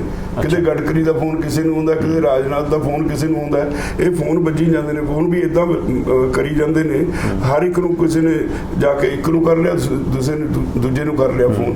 ਇਸ ਤਰ੍ਹਾਂ ਗੱਲਾਂ ਨਹੀਂ ਹੁੰਦੀਆਂ। ਉਹ ਫਿਰ ਜਦੋਂ ਉਹਨਾਂ ਨੂੰ ਕਹਿੰਦੇ ਸੀਗੇ ਚੰਗਾ ਜੀ ਫੋਨ ਆ ਗਿਆ, ਮੈਂ ਗੱਲ ਕਰਦਾ ਰਾਜੇਵਾਲ ਨਾਲ, ਦੂਏ ਨੂੰ ਆ ਗਿਆ ਫੋਨ, ਮੈਂ ਕਰਦਾ ਗੱਲ ਰਾਜੇਵਾਲ ਨਾਲ, ਉੱਥੇ ਗੱਲ ਠੱਪ ਹੋ ਜਾਂਦੀ ਸੀ। ਘੁਮਾ ਕੇ ਰਾਜੇਵਾਲ ਕੋਲ ਗੱਲ ਆ ਜਾਂਦੀ ਸੀ, ਫਿਰ ਗੱਲ ਠੱਪ ਹੋ ਜਾਂਦੀ ਸੀ। ਇਹਦਾ ਮਤਲਬ ਇਹ ਹੈ ਕਿ ਰਾਜੇਵਾਲ ਨੂੰ ਨਹੀਂ ਪੂਰੀ ਤਰ੍ਹਾਂ ਅੜੇ ਨੇ ਕਿ 3 ਖੇਤੀ ਨੂੰ ਵਾਪਸ ਹੋ ਜਾਂਦੇ, ਬਾਕੀ ਕੁਝ ਸਮਝੌਤਿਆਂ ਲਈ ਵੀ ਤਿਆਰ ਨੇ। ਸੋਧਾਂ ਲਈ ਕੁਝ ਬੰਦੇ, ਜਿਹੜਾ ਉਹ 11 ਜਿਹੜਾ ਅੰਦਰ ਰੌਲਾ ਪਿਆ ਸੀਗਾ 16-15-16 ਵਾਲਾ, ਉਹ ਕੀ ਸੀਗਾ ਫਿਰ? ਨਹੀਂ, ਉਹ ਤਾਂ ਇਹ ਸੀ, ਇਹ ਤਾਂ ਮੀਟਿੰਗ ਦੇ ਵਿੱਚ ਜਿਹੜਾ ਇਹ ਕਹਿੰਦੇ ਸੀਗੇ ਵੀ 2 ਸਾਲ ਵਾਸਤੇ ਅਸੀਂ ਸਸਪੈਂਡ ਕਰ ਦਿੰਦੇ ਹਾਂ। ਇਹ ਮੰਨ ਲਿਆ ਜਾਏ ਜਾਂ ਉਹ ਮੰਨ ਲਿਆ ਜਾਏ, ਜਿਹੜਾ ਇਹ ਕਹਿੰਦੇ ਨੇ ਸੋਧਾਂ ਕਰਦੇ ਮੰਨ ਲਿਆ ਜਾਏ, ਉਹਦੇ ਤੇ ਸਾਡੀ ਆਪੋ ਵਿੱਚ ਵੋਟਿੰਗ ਹੋਈ, ਉਹ ਕਿਤੇ ਬਾਹਰ ਲੀਕ ਹੋ ਗਈ। ਸਾਡਾ ਬਹੁਤ ਅੱਛਾ ਇੱਕ ਡੈਮੋਕ੍ਰੈਟਿਕ ਤਰੀਕਾ, ਇੱਕ ਵਾਰ ਨਹੀਂ, ਅਸੀਂ ਬਹੁਤ ਵਾਰੀ ਵੋਟਾਂ ਪਾਉਂਦੇ ਹਾਂ, ਕਿਸੇ ਦੀ ਕੋਈ ਵੀ ਰਾਏ ਹੋ ਸਕਦੀ ਹੈ, ਪਰ ਜਿਹੜਾ ਮੈਜੋਰਟੀ ਦਾ ਡਿਸੀਜਨ ਹੈ ਉਹ ਬਾਕੀ ਦੇ ਨੂੰ ਫਿਰ ਮੰਨਣਾ ਪੈਂਦਾ। ਇਹ ਤਾਂ ਐਵੇਂ ਪਲੀ ਲੈ ਲਿਆ ਸਰਕਾਰ ਨੇ, ਸਾਡੀ ਆਪਸੀ ਗੱਲ ਸੀਗੀ ਉਹਦੇ ਵਿੱਚ। ਇਹ ਨਹੀਂ ਫਿਰ ਜਿਹੜੇ ਦੂਜੇ ਉਲਟ ਰਾਏ ਰੱਖਣ ਵਾਲੇ ਨੂੰ ਵੀ ਉਹ ਕੋਈ ਰੌਲਾ ਪਾਉਣਗੇ, ਤਾਂ ਕਦੇ ਨਹੀਂ ਪਾਉਂਦੇ। ਪਹਿਲਾਂ ਸਾਡੀ ਆਪਸ ਵਿੱਚ ਬਹੁਤ ਅਸੀਂ ਬਹਿਸ ਕਰਦੇ ਹਾਂ। ਉਹ ਨਹੀਂ, ਚੰਗੀ ਗੱਲ ਹੈ। ਇਹਦਾ ਮਤਲਬ ਕਿ ਲੋਕਤੰਤਰਿਕ ਤਰੀਕੇ ਨਾਲ ਤੁਸੀਂ ਫੈਸਲਾ ਲੈ ਕੇ ਜਾਂਦੇ ਹੋ। ਬਿਲਕੁਲ ਇਸੇ ਤਰ੍ਹਾਂ ਲੋਕਤੰਤਰਿਕ ਤਰੀਕੇ ਨਾਲ ਹੀ ਅਸੀਂ ਡਿਸਕਸ ਕਰਕੇ, ਜਾਂ ਕੋਸ਼ਿਸ਼ ਹੁੰਦੀ ਹੈ ਸਾਡੀ ਵੀ ਸਰਬਸੰਮਤੀ ਹੋ ਜਾਏ, ਆਮ ਰਾਏ ਬਣ ਜਾਏ, ਜੇ ਨਹੀਂ ਤਾਂ ਮੈਜੋਰਟੀ ਡਿਸੀਜਨ ਹੋ ਜਾਏ। ਹੁਣ ਜਿਹੜਾ 5 ਮਹੀਨਿਆਂ ਤੋਂ ਖੜੋਤਾ ਗੱਲਬਾਤ ਦੇ ਵਿੱਚ, ਪ੍ਰਧਾਨ ਮੰਤਰੀ ਕਹਿੰਦਾ ਮੈਂ ਇੱਕ ਫੋਨ ਕਾਲ ਦੂਰ ਹਾਂ। ਨਰਿੰਦਰ ਤੋਮਰ ਦਾ ਅੱਜ ਵੀ ਤਾਜ਼ਾ ਬਿਆਨ ਹੈ ਕਿ ਮੈਂ ਗੱਲਬਾਤ ਲਈ ਤਿਆਰ ਹਾਂ ਜੀ। ਅਸੀਂ ਇੱਕ ਦਿਨ ਪਹਿਲਾਂ 2 ਦਿਨ ਪਹਿਲਾਂ ਉਹਦਾ ਬਿਆਨ ਆਉਂਦਾ ਕਿ ਖੇਤੀ ਬਿੱਲਾਂ ਤੋਂ ਬਿਨਾਂ ਜਿਹੜੀ ਮਰਜ਼ੀ ਗੱਲ, ਖੇਤੀ ਬਿੱਲਾਂ ਤੋਂ ਬਿਨਾਂ ਵੀ ਜਥੇਬੰਦੀਆਂ ਨੇ ਕੋਈ ਗੱਲ ਰਹਿੰਦੀ ਹੈ ਉਹਦੇ ਨਾਲ ਕਰਨੀ? ਨਹੀਂ, ਕੋਈ ਗੱਲ ਨਹੀਂ ਰਹਿੰਦੀ। ਅਸਲੀਅਤ ਸਮਝੋ ਕੀ ਹੈ, ਜਿਹੜੀ ਉਹ ਬਾਰ-ਬਾਰ ਸਾਨੂੰ ਕਹਿ ਚੁੱਕੇ। होम मिनिस्टर कहते हैं राजेवाल जी कोई ऐसा तरीका बताओ जिससे हमारी इज्जत बच जाए, आपका काम बन जाए। अमित शाह कहते हाँ, ये माने की है, ये माने की है। फिर जो उन्होंने पूछा क्यों, देखिए हमने बहुत से सुधार किए हैं, हमने बहुत सारे लेबर लॉज बनाए हैं, अगर आपकी बात मान लें तो फिर कल को लेबर वाले आके बैठ जाएंगे। तो फिर उन्होंने मैं कहा फिर एक बारी गंगा नालो जी ने बात तो मीटिंग छड़ के चले गए। ਜਿਹੜੀ ਮੱਛਾ ਨਾਲ ਮੀਟਿੰਗ, ਹਾਂ ਮੱਛਾ ਨਾਲ ਮੀਟਿੰਗ ਛੱਡ ਕੇ ਚਲੇ ਗਏ। ਇਹ ਗੱਲ ਕਹਿਣ ਤੇ ਦੇਖੋ ਅੱਜ ਉਹਨਾਂ ਨੂੰ ਅਸਲੀਅਤ ਇਹ ਹੈ, ਲੌਜੀਕਲੀ ਕੋਈ ਉਹਨਾਂ ਦੇ ਕੋਲ ਜਵਾਬ ਨਹੀਂ ਹੈ। ਇਹਦੇ 'ਚ ਉਹਨਾਂ ਨੇ ਆਪਣਾ ਇੱਜ਼ਤ ਦਾ ਸਵਾਲ ਬਣਾ ਲਿਆ। ਅੱਛਾ ਜੀ, ਈਗੋ ਪ੍ਰੋਬਲਮ ਹੈ, ਰਾਜ ਭਾਗ ਹੈ, ਰਾਜ ਹੱਟ ਹੈ, ਉਹਦੇ ਕਰਕੇ ਆਨੇ ਬਹਾਨੇ ਇੱਧਰਲੇ ਉੱਧਰਲੇ ਜੋ ਮਰਜ਼ੀ ਆਖੀ ਜਾਣ। ਅਸਲੀਅਤ ਇਹ ਹੈ ਵੀ ਉਹ ਸਮਝਦੇ ਆ ਵੀ ਸੱਚੀ ਗਲਤੀ ਹੋ ਗਈ। ਅਨਆਫੀਸ਼ੀਅਲੀ ਸਾਡੇ ਕੋਲ ਉਹਨਾਂ ਦੇ ਬੰਦੇ ਆ ਕੇ ਕਹਿੰਦੇ ਨੇ ਵੀ ਹੋ ਗਈ, ਕੋਈ ਰਾਹ ਕੱਢੋ, ਕੋਈ ਨਿਕਲਣ ਦਾ ਰਾਹ ਕੱਢੋ। ਰਾਹ ਤਾਂ ਉਹਨਾਂ ਨੇ ਕੱਢਣਾ।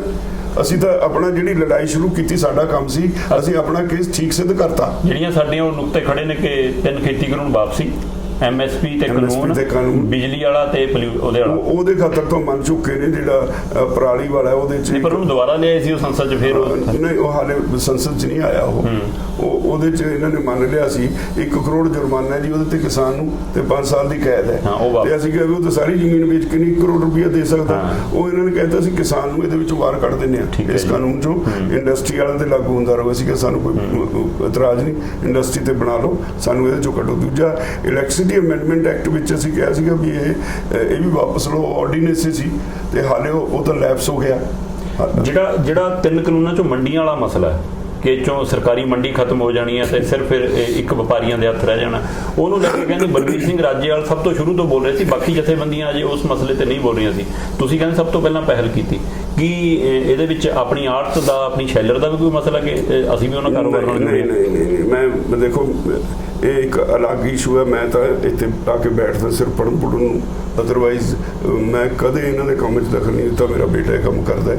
ਮੈਨੂੰ ਮੰਡੀ 'ਚ ਕੋਈ ਕਹਿ ਦੇਵੇ, ਮੈਂ ਕਦੇ ਕਿਤੇ ਐਵੇਂ ਕਿਸੇ ਨੂੰ ਮਿਲਣ ਨੂੰ ਸਾਲ 'ਚ 1-2 ਵਾਰੀ ਚਲਾ ਜਾ। ਪਰ ਕਿੰਨਾ ਕੁ ਪ੍ਰਭਾਵ ਹੈ ਕਿ ਸਰਕਾਰੀ ਮੰਡੀ ਖਤਮ ਹੋਏਗੀ? ਉਹ ਕਿੰਨਾ ਸਰਕਾਰ ਕਹੀ ਜਾਂਦੇ ਕਿ ਅਸੀਂ ਤਾਂ ਖਤਮ ਨਹੀਂ ਕਰ ਰਹੇ। ਸਮਝੋ ਕੀ ਹੈ, ਸਾਡੇ ਕੋਲ ਦੁਨੀਆ 'ਚ ਸਭ ਤੋਂ ਵਧੀਆ ਮਾਰਕੀਟਿੰਗ ਸਿਸਟਮ ਹੈ ਪੰਜਾਬ ਤੇ ਹਰਿਆਣੇ ਕੋਲ। ਬਾਕੀ ਕਿਸੇ ਸਟੇਟ ਨੇ ਇਦਾਂ ਦਾ ਮੰਡੀਕਰਨ ਢਾਂਚਾ ਨਹੀਂ ਖੜਾ ਕੀਤਾ। ਅਸੀਂ ਕੋਈ ਪਾਪ ਕਰਤਾ। ਔਰ ਇਹੀ 2 ਸਟੇਟਾਂ ਨੇ ਜਿੱਥੇ MSP ਕਿਸਾਨਾਂ ਨੂੰ ਮਿਲਦੀ ਹੈ, ਕਣਕ ਔਰ ਝੋਨੇ ਤੇ। ਇਸੇ ਕਰਕੇ ਕਣਕ ਝੋਨੇ ਤੋਂ ਬਾਹਰ ਨਹੀਂ ਅਸੀਂ ਜਾ ਰਹੇ। ਤੋ ਹੈ ਕਿ ਇਹਨਾਂ ਨੇ ਇੱਕ ਪੈਰਲਲ ਮਾਰਕੀਟ ਹੋਰ ਬਣਾਤੀ। ਇੱਕ ਸਿਸਟਮ ਹੈ ਜਿਹਦੇ ਵਿੱਚ ਆੜਤੀ ਨੇ ਬੜੇ 100 ਸਾਲ ਤੋਂ ਉੱਤੇ ਹੋ ਗਿਆ ਸਿਸਟਮ ਚਲੇ ਆਉਂਦੇ ਨੂੰ। ਚਲੋ ਸਮੇਂ ਨਾਲ ਇਹਦੇ 'ਚ ਸੁਧਾਰ ਵੀ ਹੁੰਦੇ ਰਹੇ। ਬੋਲੀ ਗੂੰਗੀ ਬੋਲੀ ਹੁੰਦੀ ਸੀ, ਉਹ ਹੁਣ ਓਪਨ ਬੋਲੀ ਹੋਣ ਲੱਗ ਗਈ, ਸੁਧਾਰ ਹੋ ਗਏ। ਤੇ ਹੁਣ ਸਰਕਾਰ ਖਰੀਦਦੀ ਹੈ MSP ਤੇ, ਜੋ ਸਪੈਸੀਫਿਕੇਸ਼ਨ ਹੈ ਉਹਦੇ ਅੰਦਰ ਸਾਰਾ ਮਾਲ ਖਰੀਦਿਆ ਜਾਂਦਾ ਹੈ ਤੇ ਐਸ਼ੋਰਡ ਇਨਕਮ ਹੈ ਕਿਸਾਨ ਦੀ, ਉਹਨੂੰ ਕੋਈ ਖੱਜਲ ਖੁਆਰੀ ਨਹੀਂ ਹੋਣੀ ਪੈਂਦੀ। ਹੁਣ ਇਹਨਾਂ ਨੇ ਕਰਤਾ ਵੀ ਮੰਡੀ ਦਾ ਜਿਹੜਾ ਉਹਦਾ ਨੋਟੀਫਾਈਡ ਏਰੀਆ ਸੀਗਾ ਮੰਡੀ ਦਾ, ਉਹ ਹੁੰਦਾ ਸੀ ਅੱਗੇ ਤਾਂ ਵੀ 100 ਪਿੰਡ ਕਿਸੇ ਨਾਲ ਲਾਤਾ ਮੰਡੀ ਨਾਲ, ਕਿਸੇ ਨਾਲ 200 ਪਿੰਡ ਲਾਤੇ, ਉਹ ਸਾਰਾ ਮੰਡੀ ਦਾ ਆਪਰੇਸ਼ਨਲ ਏਰੀਆ ਹੁੰਦਾ ਸੀ।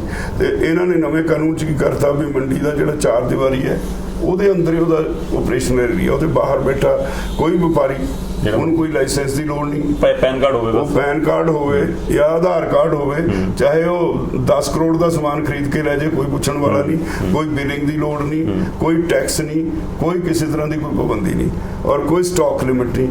ਇੱਦਾਂ ਦੀ ਮੰਡੀ ਬਣਾਤੀ। ਹੁਣ ਇਹ ਤਾਂ ਮੈਂ ਮੀਟਿੰਗ 'ਚ ਕਿਤੇ ਪੁੱਛਿਆ ਸੀ ਖੇਤੀ ਮੰਤਰੀ ਨੂੰ ਵੀ ਤੇਰੇ ਮੱਧ ਪ੍ਰਦੇਸ਼ ਵਿੱਚ ਦੁਹਾਈ ਪਈ ਹੈ, ਤੇਰੇ ਹੀ ਹਲਕੇ 'ਚ ਉੱਥੇ 200 ਕਰੋੜ ਦੀ ਕਣਕ ਲੈ ਕੇ ਕੋਈ ਭੱਜ ਗਏ, ਉਹ ਲੱਭਦੇ ਹੀ ਨਹੀਂ, ਉਹਨਾਂ ਨੂੰ ਪੈਸੇ ਦਵਾ ਦੇ। ਬਿਲਕੁਲ। ਬਾਕੀ ਤਾਂ ਸਾਡਾ ਤਾਂ ਕੀ ਕਰੇਗਾ ਤੂੰ?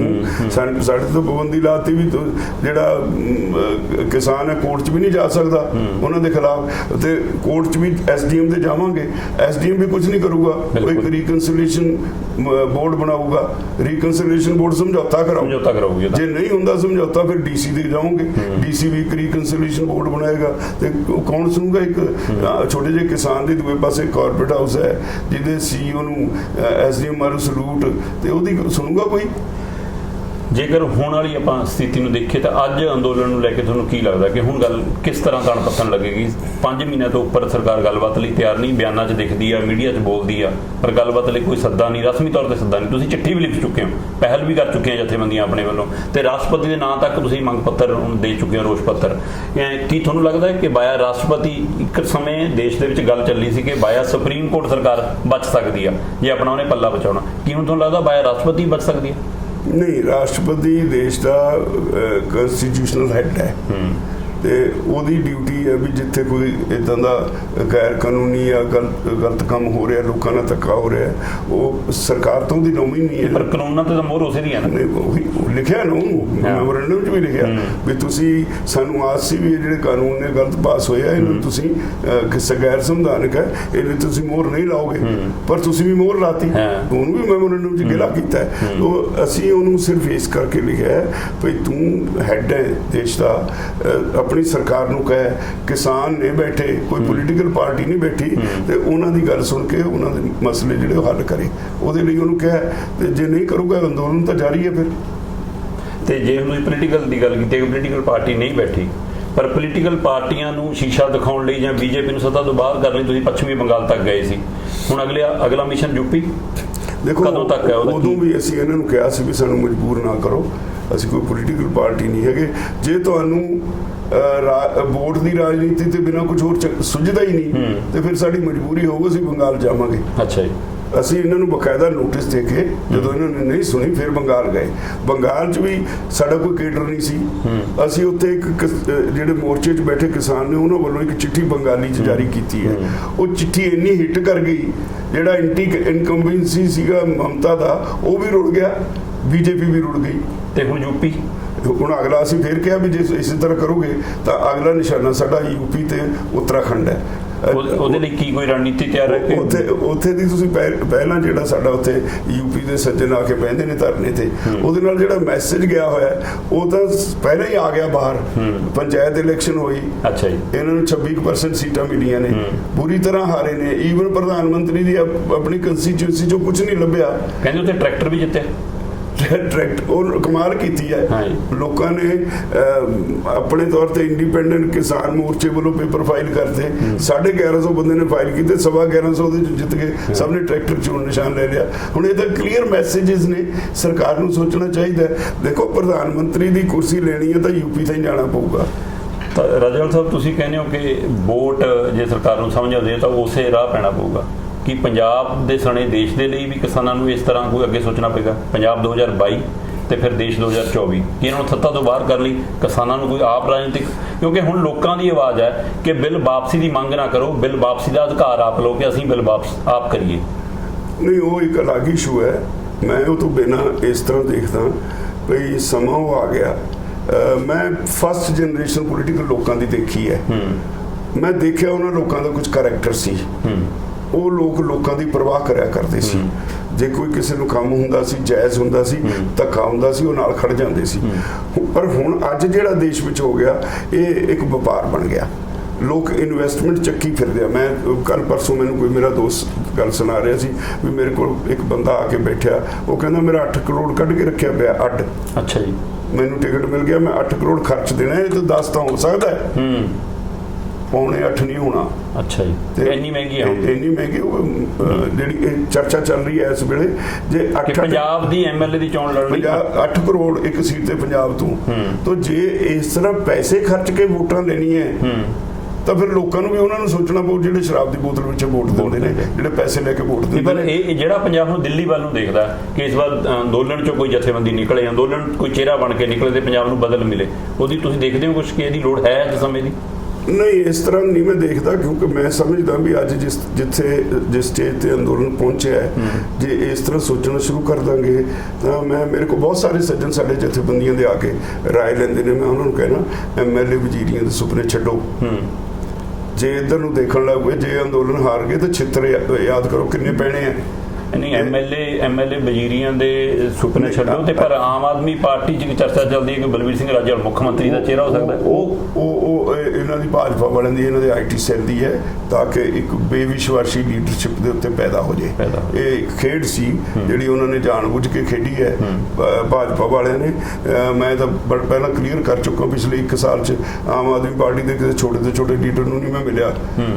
7 ਮਹੀਨੇ ਤਾਂ ਉੱਥੇ ਹੀ ਬੈਠੇ ਆ, ਉਦੋਂ ਪਹਿਲਾਂ 2 ਮਹੀਨੇ ਇੱਥੇ ਰੇਲਵੇ ਲਾਈਨਾਂ ਤੇ ਬੈਠੇ ਰਹੇ, ਕੋਈ ਕਿਸੇ ਨਾਲ ਤਾਲਮੇਲ ਨਹੀਂ, ਕੋਈ ਪਤਾ ਨਹੀਂ ਕਿੱਥੇ, ਸਿਰਫ ਤੇ ਸਿਰਫ ਅੰਦੋਲਨ ਹੈ। ਤਾਂ ਮੈਂ ਸਮਝਦਾ ਵੀ ਅੱਜ ਮੱਛੀ ਦੀ ਅੱਖ ਵਾਂਗ ਜੇ ਤਾਂ ਅੰਦੋਲਨ ਤੇ ਨਿਗਾਹ ਰੱਖ ਕੇ ਉੱਥੇ ਕੰਸਨਟਰੇਟ ਸਾਰਾ ਕਰਾਂਗੇ, ਅੰਦੋਲਨ ਜਿੱਤ ਲਾਂਗੇ, ਫਿਰ ਸਭ ਕੁਝ ਹੋ ਜੂ, ਕੁਝ ਵੀ ਪੋਸੀਬਲ ਹੈ। ਤੇ ਜੇ ਨਹੀਂ ਤਾਂ ਫਿਰ ਸਾਨੂੰ ਇਹ ਵੀ ਤਿਆਰ ਹੋਣਾ ਚਾਹੀਦਾ ਵੀ ਲੋਕਾਂ ਨੇ ਬਖਸ਼ਣਾ ਨਹੀਂ। ਜਿੱਥੇ ਲੋਕ ਆ ਗਏ, ਲੋਕ ਪੱਕੇ ਪਏ ਆ। ਜਿਹੜੀ ਇਸ ਵੇਲੇ ਪੋਲੀਟੀਕਲ ਲੀਡਰਸ਼ਿਪ ਹੈ, ਚਾਹੇ ਕਿਸੇ ਪਾਰਟੀ 'ਚ ਬੈਠੀ ਹੈ, ਉਹਨਾਂ ਦੇ ਕੰਮ ਢੰਗ ਤੋਂ, ਉਹਨਾਂ ਨੇ ਜਿਸ ਤਰ੍ਹਾਂ ਲੁੱਟ ਮਚਾਈ ਹੋਈ ਹੈ, ਉਹ ਤੋਂ ਆਮ ਆਦਮੀ ਖਫਾ ਹੈ। ਨਾ ਤਾਂ ਕਿਸੇ ਨੂੰ ਕੋਈ ਨੌਕਰੀ ਪੇਸ਼ੇ ਦੀ ਜਾਂ ਰੁਜ਼ਗਾਰ ਦੀ ਰਾਹਤ ਹੈ, ਨਾ ਕਿਸੇ ਨੂੰ ਫਾਈਨੈਂਸ਼ੀਅਲ ਕੋਈ ਰਾਹਤ ਹੈ। ਲੋਕਾਂ ਦੀਆਂ ਜਿਹੜੀਆਂ ਕੁਝ ਰਾਹਤ ਦੇਣ ਵਾਲੀਆਂ ਸਕੀਮਾਂ, ਉਹਨਾਂ ਦਾ ਪੱਠਾ ਬੈਠ ਰਿਹਾ ਹੈ। ਜਿੰਨੇ ਨੈਚੁਰਲ ਰਿਸੋਰਸਿਸ ਨੇ ਉਹਨਾਂ ਨੂੰ ਸਾਰਿਆਂ ਨੂੰ ਪੋਲੀਟੀਕਲ ਲੁੱਟ ਕੇ ਖਾ ਰਹੇ ਨੇ। ਇਹ 8-8 ਕਰੋੜ ਰੁਪਇਆ ਖਰਚ ਕੇ ਇਸੇ ਲਈ ਆਉਣ ਨੂੰ ਤਿਆਰ ਨੇ ਨਾ ਵੀ ਕਿਤੇ ਕੋਈ ਬਣਾਉਣਾ, ਕਿਤੇ ਖੱਡ ਮਿਲ ਜੂ ਰੇਤੇ ਦੀ, ਕਿਤੇ ਸ਼ਰਾਬ ਦੇ ਠੇਕੇ ਮਿਲ ਜਾਣਗੇ, ਕਿਤੇ ਕੋਈ ਟਰਾਂਸਪੋਰਟ ਦੇ ਪਰਮਿਟ ਮਿਲ ਜਾਣਗੇ, ਲੋਕਾਂ ਨੂੰ ਲੁੱਟਾਂਗੇ। ਹੁਣ ਕਿਸਾਨਾਂ ਨੇ ਜਾਂ ਇਸ ਧਿਰ ਨੇ ਕੋਈ ਬਦਲ ਨਾ ਦਿੱਤਾ, ਫਿਰ ਤਾਂ ਉਹੀ ਧਿਰਾਂ ਲੁੱਟਣ ਵਾਲੀਆਂ ਫੇਰ ਨੇ, ਇੱਕ ਉਤਰ ਤੇ ਦੂਜੀ ਚੜ। ਦੇਖੋ, ਮੈਂ ਬੜਾ ਸਪਸ਼ਟ ਇਸ ਗੱਲ ਤੇ ਮੈਂ 2-3 ਵਾਰੀ ਦੇਖ ਚੁੱਕਾ, ਆਪਣੇ ਸਮੇਂ 'ਚ ਹੰਢਾਇਆ। 1977 ਵਿੱਚ ਜਦੋਂ ਐਮਰਜੈਂਸੀ ਖਤਮ ਹੋਈ ਕੋਈ ਇੱਥੇ ਜਨਤਾ ਪਾਰਟੀ ਨਹੀਂ ਸੀ। ਜੈ ਪ੍ਰਕਾਸ਼ ਨਾਰਾਇਣ ਨੇ ਪੰਜਾਬ ਚੋਂ ਆ ਕੇ ਨਾਰਾ ਦਿੱਤਾ, ਕਿਉਂਕਿ ਪੰਜਾਬ ਹਮੇਸ਼ਾ ਲੀਡ ਕਰਦਾ ਹੈ। ਪੰਜਾਬ ਚੋਂ ਨਾਰਾ ਦਿੱਤਾ ਜਨਤਾ ਪਾਰਟੀ ਦਾ, ਕੋਈ ਜਨਤਾ ਪਾਰਟੀ ਨਹੀਂ ਸੀ। ਸਾਰੇ ਦੇਸ਼ ਵਿੱਚ ਜਨਤਾ ਹੋ ਗਈ। ਲੋਕਾਂ ਨੇ ਉਹੀ ਜਿਹੜੇ ਲੀਡਰ ਜੇਲ੍ਹਾਂ ਚੋਂ ਬਾਹਰ ਆਏ ਉਹਨਾਂ ਨੂੰ ਜਿਤਾ ਕੇ ਜਨਤਾ ਪਾਰਟੀ ਬਣਾਤੀ। ਉਹਨਾਂ ਦੀ ਸੁਰ ਨਹੀਂ ਸੀ, ਇੱਕ ਅੱਡ ਥਾਵਾਂ ਤੋਂ ਆਏ ਹੋਏ ਸੀ, ਉਹ ਨਹੀਂ ਚਲਾ ਸਕੇ, ਉਹਨਾਂ ਦਾ ਕਸੂਰ। ਪਰ ਲੋਕਾਂ ਨੇ ਇੱਕ ਵਾਰੀ ਜਨਤਾ ਪਾਰਟੀ ਦੀ ਸਰਕਾਰ ਬਣਾਤੀ। ਔਰ ਉਦੋਂ ਜਦੋਂ ਸਰਕਾਰ ਬਣੀ ਹੈ, ਆਮ ਆਦਮੀ ਕਹਿਣ ਲੱਗ ਪਿਆ ਸੀ, ਜੇ ਕਿਤੇ ਟ੍ਰੈਫਿਕ ਵਾਲੇ ਘੇਰਦੇ ਸੀ ਨਾ ਟਰੱਕ ਵਾਲੇ ਨੂੰ ਮਹੀਨਾ ਲੈਣ ਨੂੰ, ਉਹ ਕਹਿੰਦੇ ਤੈਨੂੰ ਪਤਾ ਹੈ ਜਨਤਾ ਦੀ ਸਰਕਾਰ ਹੈ। ਇਹਨਾਂ ਲੋਕਾਂ ਦਾ ਹੌਸਲਾ ਬੁਲੰਦ ਹੋ ਗਿਆ ਸੀ। ਫਿਰ ਇੱਕ ਵਾਰੀ ਇਹ ਹੋਇਆ ਜਦੋਂ ਸਿਮਰਨਜੀਤ ਮਾਨ ਹੋਣੀ ਇਹਨਾਂ ਦਾ ਗਰੁੱਪ ਸਾਰਾ ਜਿੱਤਿਆ, ਲੋਕੀ ਰਾਤ ਨੂੰ ਅੱਧੀ ਰਾਤ ਤੱਕ ਬੈਠੇ ਸੀ, ਨਾਲ ਤਾਂ ਪੈਸੇ ਦਿੰਦੇ ਸੀ, ਨਾਲੇ ਇਹਨਾਂ ਨੂੰ ਕਹਿੰਦੇ ਸੀ ਕਿ ਜੀ ਵੋਟਾਂ ਲਓ, ਤੋ ਜਿਤਾ ਕੇ ਭੇਜੇ। ਉਹ ਅਲੱਗ ਗੱਲ ਹੈ ਵੀ ਮਾਨ ਸਾਹਿਬ ਉੱਥੇ ਕਿਰਪਾਨ ਦਾ ਮਸਲਾ ਲੈ ਕੇ ਅੜ ਕੇ ਬਹਿ ਗਏ, ਪਾਰਲੀਮੈਂਟ 'ਚ ਗਏ ਨਹੀਂ। ਲੋਕਾਂ ਦਾ ਤਾਂ ਕੋਈ ਕਸੂਰ ਨਹੀਂ, ਲੋਕਾਂ ਨੂੰ ਉਦੋਂ ਵੀ ਵੋਟਾਂ ਪੂਰੀਆਂ ਦਿੱਤੀਆਂ। ਤਾਂ ਮੈਨੂੰ ਯਕੀਨ ਹੈ ਜਿੰਨੇ ਅੱਜ ਲੋਕ ਅੱਕੇ ਹੋਏ ਨੇ ਉਹ ਬਦਲ ਭਾਲਦੇ ਆ। ਕਿਸੇ ਪੋਲੀਟੀਕਲ ਪਾਰਟੀ ਦੇ ਅੱਜ ਪੈਰ ਨਹੀਂ ਲੱਗ ਰਹੇ। ਜੋ ਕੁਝ ਹੋ ਰਿਹਾ ਆ, ਜਿੰਨਾ ਢੋਲ ਢਮੱਕਾ ਹੁਣੇ ਸ਼ੁਰੂ ਹੋਇਆ, ਉਹ ਅੰਦੋਲਨ ਦੀ ਵਜ੍ਹਾ ਕਰਕੇ ਹੋਇਆ ਵੀ ਅੰਦੋਲਨ ਪੈਰ ਲੱਗਣ ਨਹੀਂ ਦਿੰਦਾ। ਕਿਤੇ ਅੰਦੋਲਨ ਤੋਂ ਧਿਆਨ ਹਟਾ ਦਿਓ ਲੋਕਾਂ ਦਾ, ਫਿਰ ਇਹਦਾ ਮਤਲਬ ਇਹ ਵੀ ਸਾਰੀਆਂ ਧਿਰਾਂ ਕੇਂਦਰ ਨਾਲ ਨੇ। ਫਿਰ ਕੇਂਦਰ ਵੀ ਧਿਆਨ ਹਟਾਉਣਾ ਚਾਹੁੰਦਾ, ਸਾਰੇ ਇਸ ਮਾਮਲੇ ਤੇ ਕੋਈ ਨਹੀਂ ਚਾਹੁੰਦਾ ਵੀ ਲੋਕਾਂ ਨੂੰ ਸੂਝ ਆਏ। ਸਾਰੀਆਂ ਪਾਰਟੀਆਂ ਚਾਹੁੰਦੀਆਂ ਨੇ ਵੀ ਲੋਕੀ ਅਸਲੀ ਮੁੱਦਿਆਂ ਤੋਂ ਧਿਆਨ ਲੋਕਾਂ ਦਾ ਭਟਕ ਜਾਏ, ਤਾਂ ਕਿ ਉਹਨਾਂ ਦਾ ਜਿਹੜਾ ਪੋਲੀਟੀਕਲ ਵਪਾਰ ਹੈ ਉਹ ਚੱਲਦਾ ਰਹੇ। ਪੋਲੀਟਿਕਸ ਵਪਾਰ ਹੈ ਉਹਨਾਂ ਦਾ, ਨਹੀਂ ਤਾਂ ਉਹਨਾਂ ਦੇ ਵਪਾਰ ਨੂੰ ਠੱਲ ਪੈ ਜਾਊ। ਬਲਵੀਰ ਸਿੰਘ ਰਾਜੇਵਾਲ ਦੀ ਪ੍ਰਵਾਸੀ ਇਸ ਟੀਵੀ ਦੇ ਇੰਟਰਵਿਊ ਦੌਰਾਨ ਕਿਸਾਨਾਂ ਨੂੰ ਅਪੀਲ ਕੀ ਹੈ, ਲੋਕਾਂ ਨੂੰ ਸੁਨੇਹਾ ਕੀ ਹੈ ਤੇ ਸਰਕਾਰ ਨੂੰ ਨਸੀਹਤ ਕੀ ਹੈ? ਦੇਖੋ ਜੀ, ਮੇਰੀ ਸਰਕਾਰ ਨੂੰ ਤਾਂ ਮੈਂ ਇਹੀ ਕਹਾਂਗਾ ਵੀ ਸਰਕਾਰ ਲੋਕਾਂ ਦੀ ਚੁਣੀ ਹੋਈ ਹੈ, ਲੋਕਾਂ ਵਾਸਤੇ ਹੈ। ਲੋਕ ਸਾਰੇ ਹੁਣ ਉਹਨਾਂ ਨੇ ਦੇਖ ਲਿਆ, ਸਾਰੇ ਦੇਸ਼ ਵਿੱਚ ਕੱਲ ਗਵਰਨਰਸ ਰਾਹੀਂ ਮੈਮੋਰੈਂਡਮ ਦਿੱਤੇ ਆ ਕਿਵੇਂ ਲੋਕਾਂ ਦਾ ਰਿਸਪੌਂਸ ਸੀ। ਅੱਗੇ ਵੀ ਇਸ ਐਜੀਟੇਸ਼ਨ ਹਰ ਵਾਰੀ ਅਸੀਂ ਲੋਕਾਂ ਦਾ ਰਿਸਪੌਂਸ ਦੇਖਦੀ ਰਹਿੰਦੀ ਹੈ ਸਰਕਾਰ ਨੂੰ ਵਜੀਦ ਨਹੀਂ ਹੋਣਾ ਚਾਹੀਦਾ। ਕਾਨੂੰਨ ਲੋਕਾਂ ਵਾਸਤੇ ਹੁੰਦੇ ਆ, ਜਿਹੜੇ ਲੋਕੀ ਨਹੀਂ ਪਸੰਦ ਕਰਦੇ ਉਹਨਾਂ ਨੂੰ ਵਾਪਸ ਲੈ ਲੈਣੇ ਚਾਹੀਦੇ ਨੇ। ਜੇ ਕੋਈ ਗਲਤੀ ਹੋ ਗਈ ਉਹਨੂੰ ਸੁਧਾਰ ਕਰਨ ਵਿੱਚ ਕੋਈ ਹਰਜ ਨਹੀਂ। ਦੂਜੀ ਗੱਲ, ਲੋਕਾਂ ਨੂੰ ਮੇਰੀ ਬੇਨਤੀ ਹੈ ਵੀ ਇੱਕ ਤਾਂ ਆਪਣੇ ਮੋਰਚੇ ਨੂੰ ਤਕੜਾ ਕਰੋ। ਹੁਣ ਝੋਨਾ ਲੱਗ ਗਿਆ, ਹੁਣ ਫਿਰ ਉਧਰ ਨੂੰ ਵੀਰਾਂ ਕੱਤੋ, ਆਪਣੀ ਅੱਖ ਮੋਰਚੇ ਤੇ ਰੱਖੋ। ਤੇ ਇਹ ਵੀ ਖਿਆਲ ਰੱਖੋ ਵੀ ਚੋਣਾਂ ਆ ਰਹੀਆਂ, ਜਿਹੜੇ ਪੋਲੀਟੀਕਲ ਲੋਕ ਅੱਜ ਭੱਜੇ ਹੋਏ ਨੇ, ਅਸੀਂ ਭਾਜਪਾ ਦਾ ਤਾਂ ਪਿੰਡਾਂ ਵਿੱਚ ਜਾਣ ਦੇ ਵਿਰੋਧ ਕੀਤਾ ਹੋਇਆ, ਪਰ ਨਾਲ ਉਹਨਾਂ ਨੂੰ ਵੀ ਕਿਹਾ ਵੀ ਥੋੜੀ ਬਹੁਤੀ ਸ਼ਰਮ ਕਰੋ। ਕਿਸਾਨ ਬੈਠੇ ਨੇ ਆਪਣੀ ਧਰਨਿਆਂ ਦੇ ਉੱਤੇ ਆਪਣੀ ਫਿਊਚਰ ਦੀ ਲੜਾਈ ਲੜਨ ਲਈ, ਤੇ ਤੁਹਾਨੂੰ ਵੋਟਾਂ ਦੀ ਫਿਕਰ ਪਈ ਹੈ। ਵੋਟਾਂ 'ਚ ਤਾਂ ਹਾਲੇ 10 ਮਹੀਨੇ ਪਏ ਨੇ, ਤਾਂ ਉਹਨਾਂ ਨੂੰ ਵੀ ਥੋੜਾ ਬਹੁਤ ਸੋਚਣਾ ਚਾਹੀਦਾ। ਐਵੇਂ ਜਾ ਕੇ ਲੋਕਾਂ ਨੂੰ ਟਕੋਰਾਂ ਮਾਰਨੀਆਂ ਨਹੀਂ ਚਾਹੀਦੀਆਂ। ਤੇ ਲੋਕਾਂ ਨੂੰ ਇਹ ਚਾਹੀਦਾ ਸਾਡੇ ਕੋਈ ਕਮੀ ਨਹੀਂ ਚੰਗੇ ਬੰਦਿਆਂ ਦੀ, ਸਿਰਫ ਫਰਕ ਇੰਨਾ ਹੈ ਵੀ ਇੱਕ ਪਾਸੇ 8 ਕਰੋੜ ਵਾਲਾ ਬੈਠਾ ਹੈ ਜਿਹਨੇ 8 ਕਰੋੜ ਦਾ 16 ਕਰੋੜ ਬਣਾਉਣਾ ਹੈ, ਇੱਕ ਪਾਸੇ ਉਹ ਬੈਠਾ ਹੈ ਵੀ ਮੈਂ ਆਪਣਾ ਘਰ ਨਹੀਂ ਪੱਟਣਾ, ਜੇ ਮੈਨੂੰ ਲੋਕ ਚੁਣ ਦੇਣ ਮੈਂ ਸੇਵਾ ਕਰੂੰਗਾ। ਫਿਰ ਉਹ ਸੇਵਾ ਕਰਨ ਵਾਲੇ ਦੀ ਕਮੀ ਨਹੀਂ ਹੈ। ਅੱਛੇ ਲੋਕ ਹੈਗੇ ਸਮਾਜ 'ਚ, ਵਿਜ਼ਨਰੀ ਲੋਕ ਹੈਗੇ ਸਮਾਜ 'ਚ, ਉਹਨਾਂ ਦੀ ਪਰਖ ਤਾਂ ਲੋਕਾਂ ਨੇ ਕਰਨੀ ਹੈ ਨਾ। ਜੇ ਫੇਰ ਇਸੇ ਤਰ੍ਹਾਂ ਦੇਖਣਾ ਵੀ ਮੇਰਾ ਵੀ ਫਲਾਣੇ ਨੇ ਮੈਨੂੰ ਥਾਣੇ 'ਚੋਂ ਛਡਾਇਆ ਸੀ, ਫਲਾਣੇ ਨੇ ਮੇਰਾ ਇੰਤਕਾਲ ਕਰਾਇਆ ਸੀ, ਫਲਾਣੇ ਨੇ ਉਹ ਬੋਤਲ ਪਹਿਲਾਂ ਦੇ ਦਿੰਦਾ ਹੈ, ਤੇ ਫੇਰ ਤਾਂ ਭਾਈ ਏਦਾਂ ਹੀ ਝੱਕ ਮਾਰਨਾ ਪਊ, ਕੁੱਟ ਖਾਣੀ ਪਊ, ਮਾਲੀ ਤੌਰ ਤੇ ਬਰਬਾਦ ਹੋਣਾ ਪਊ, ਫਿਊਚਰ ਤੁਹਾਡਾ ਖਤਰੇ 'ਚ ਰਹੂ, ਤੇ ਫਿਰ ਤਾਂ ਕੁਝ ਨਹੀਂ ਹੋਣਾ। ਫਿਊਚਰ ਫਿਰ ਖਤਰੇ 'ਚ ਰਹੂ। ਇਸ ਲਈ ਜੇਕਰ ਤੁਸੀਂ ਸਹੀ ਚੋਣ ਕਰਨਾ ਜਾਣਦੇ ਹੋ, ਸਹੀ ਚਿਹਰੇ ਚੁਣਨਾ ਜਾਣਦੇ ਹੋ, ਫਿਰ ਤੁਸੀਂ ਸਹੀ ਵਿਅਕਤੀ ਚੁਣ ਸਕਦੇ ਹੋ, ਫਿਰ ਜਨਤਾ ਦੀ ਸਰਕਾਰ ਵੀ ਬਣ ਸਕਦੀ ਹੈ। ਤੇ ਸਵਾਲ ਸਾਫ਼ ਸੀਗੇ, ਰਾਜੇਵਾਲ ਸਾਹਿਬ ਹੋਰਾਂ ਦੇ ਜਵਾਬ ਵੀ ਸਿੱਧੇ ਸੀਗੇ ਕਿ ਸਾਡੀ ਗੱਲ ਉੱਥੇ ਹੀ ਖੜੀ ਹੈ, ਸੋਧ ਨਹੀਂ, ਕਾਨੂੰਨ ਵਾਪਸੀ ਤੱਕ ਲੜਾਂਗੇ ਤੇ ਅੰਦੋਲਨ ਜਾਰੀ ਹੈ। ਤੇ ਅੰਦੋਲਨ ਤਕੜਾ ਕਰਨ ਦੇ ਲਈ ਹੋਰ ਉਪਰਾਲੇ ਜਿਹੜੇ ਸੰਗਤ ਕਰ ਸਕਦੀ ਹੈ ਉਹ ਕਰੇ, ਕਿਉਂਕਿ ਇਹ ਫਸਲਾਂ ਤੇ ਨਸਲਾਂ ਦਾ ਮਸਲਾ, ਇਹ ਧਰਤ ਮਾਂ ਦਾ ਮਸਲਾ। ਸੋ ਲੜਾਈ ਜਾਰੀ ਹੈ ਤੇ ਅਸੀਂ ਤੁਹਾਡੇ ਤੱਕ ਇਹ ਸਪੈਸ਼ਲ ਚਰਚਾ ਪ੍ਰਵਾਸੀ ਮਾਧਿਅਮ ਰਾਹੀਂ ਲੈ ਕੇ ਹਾਜ਼ਰ ਸੀ। ਬਹੁਤ ਬਹੁਤ ਸ਼ੁਕਰੀਆ। ਧੰਨਵਾਦ। Please subscribe Pravasi TV and press the bell icon.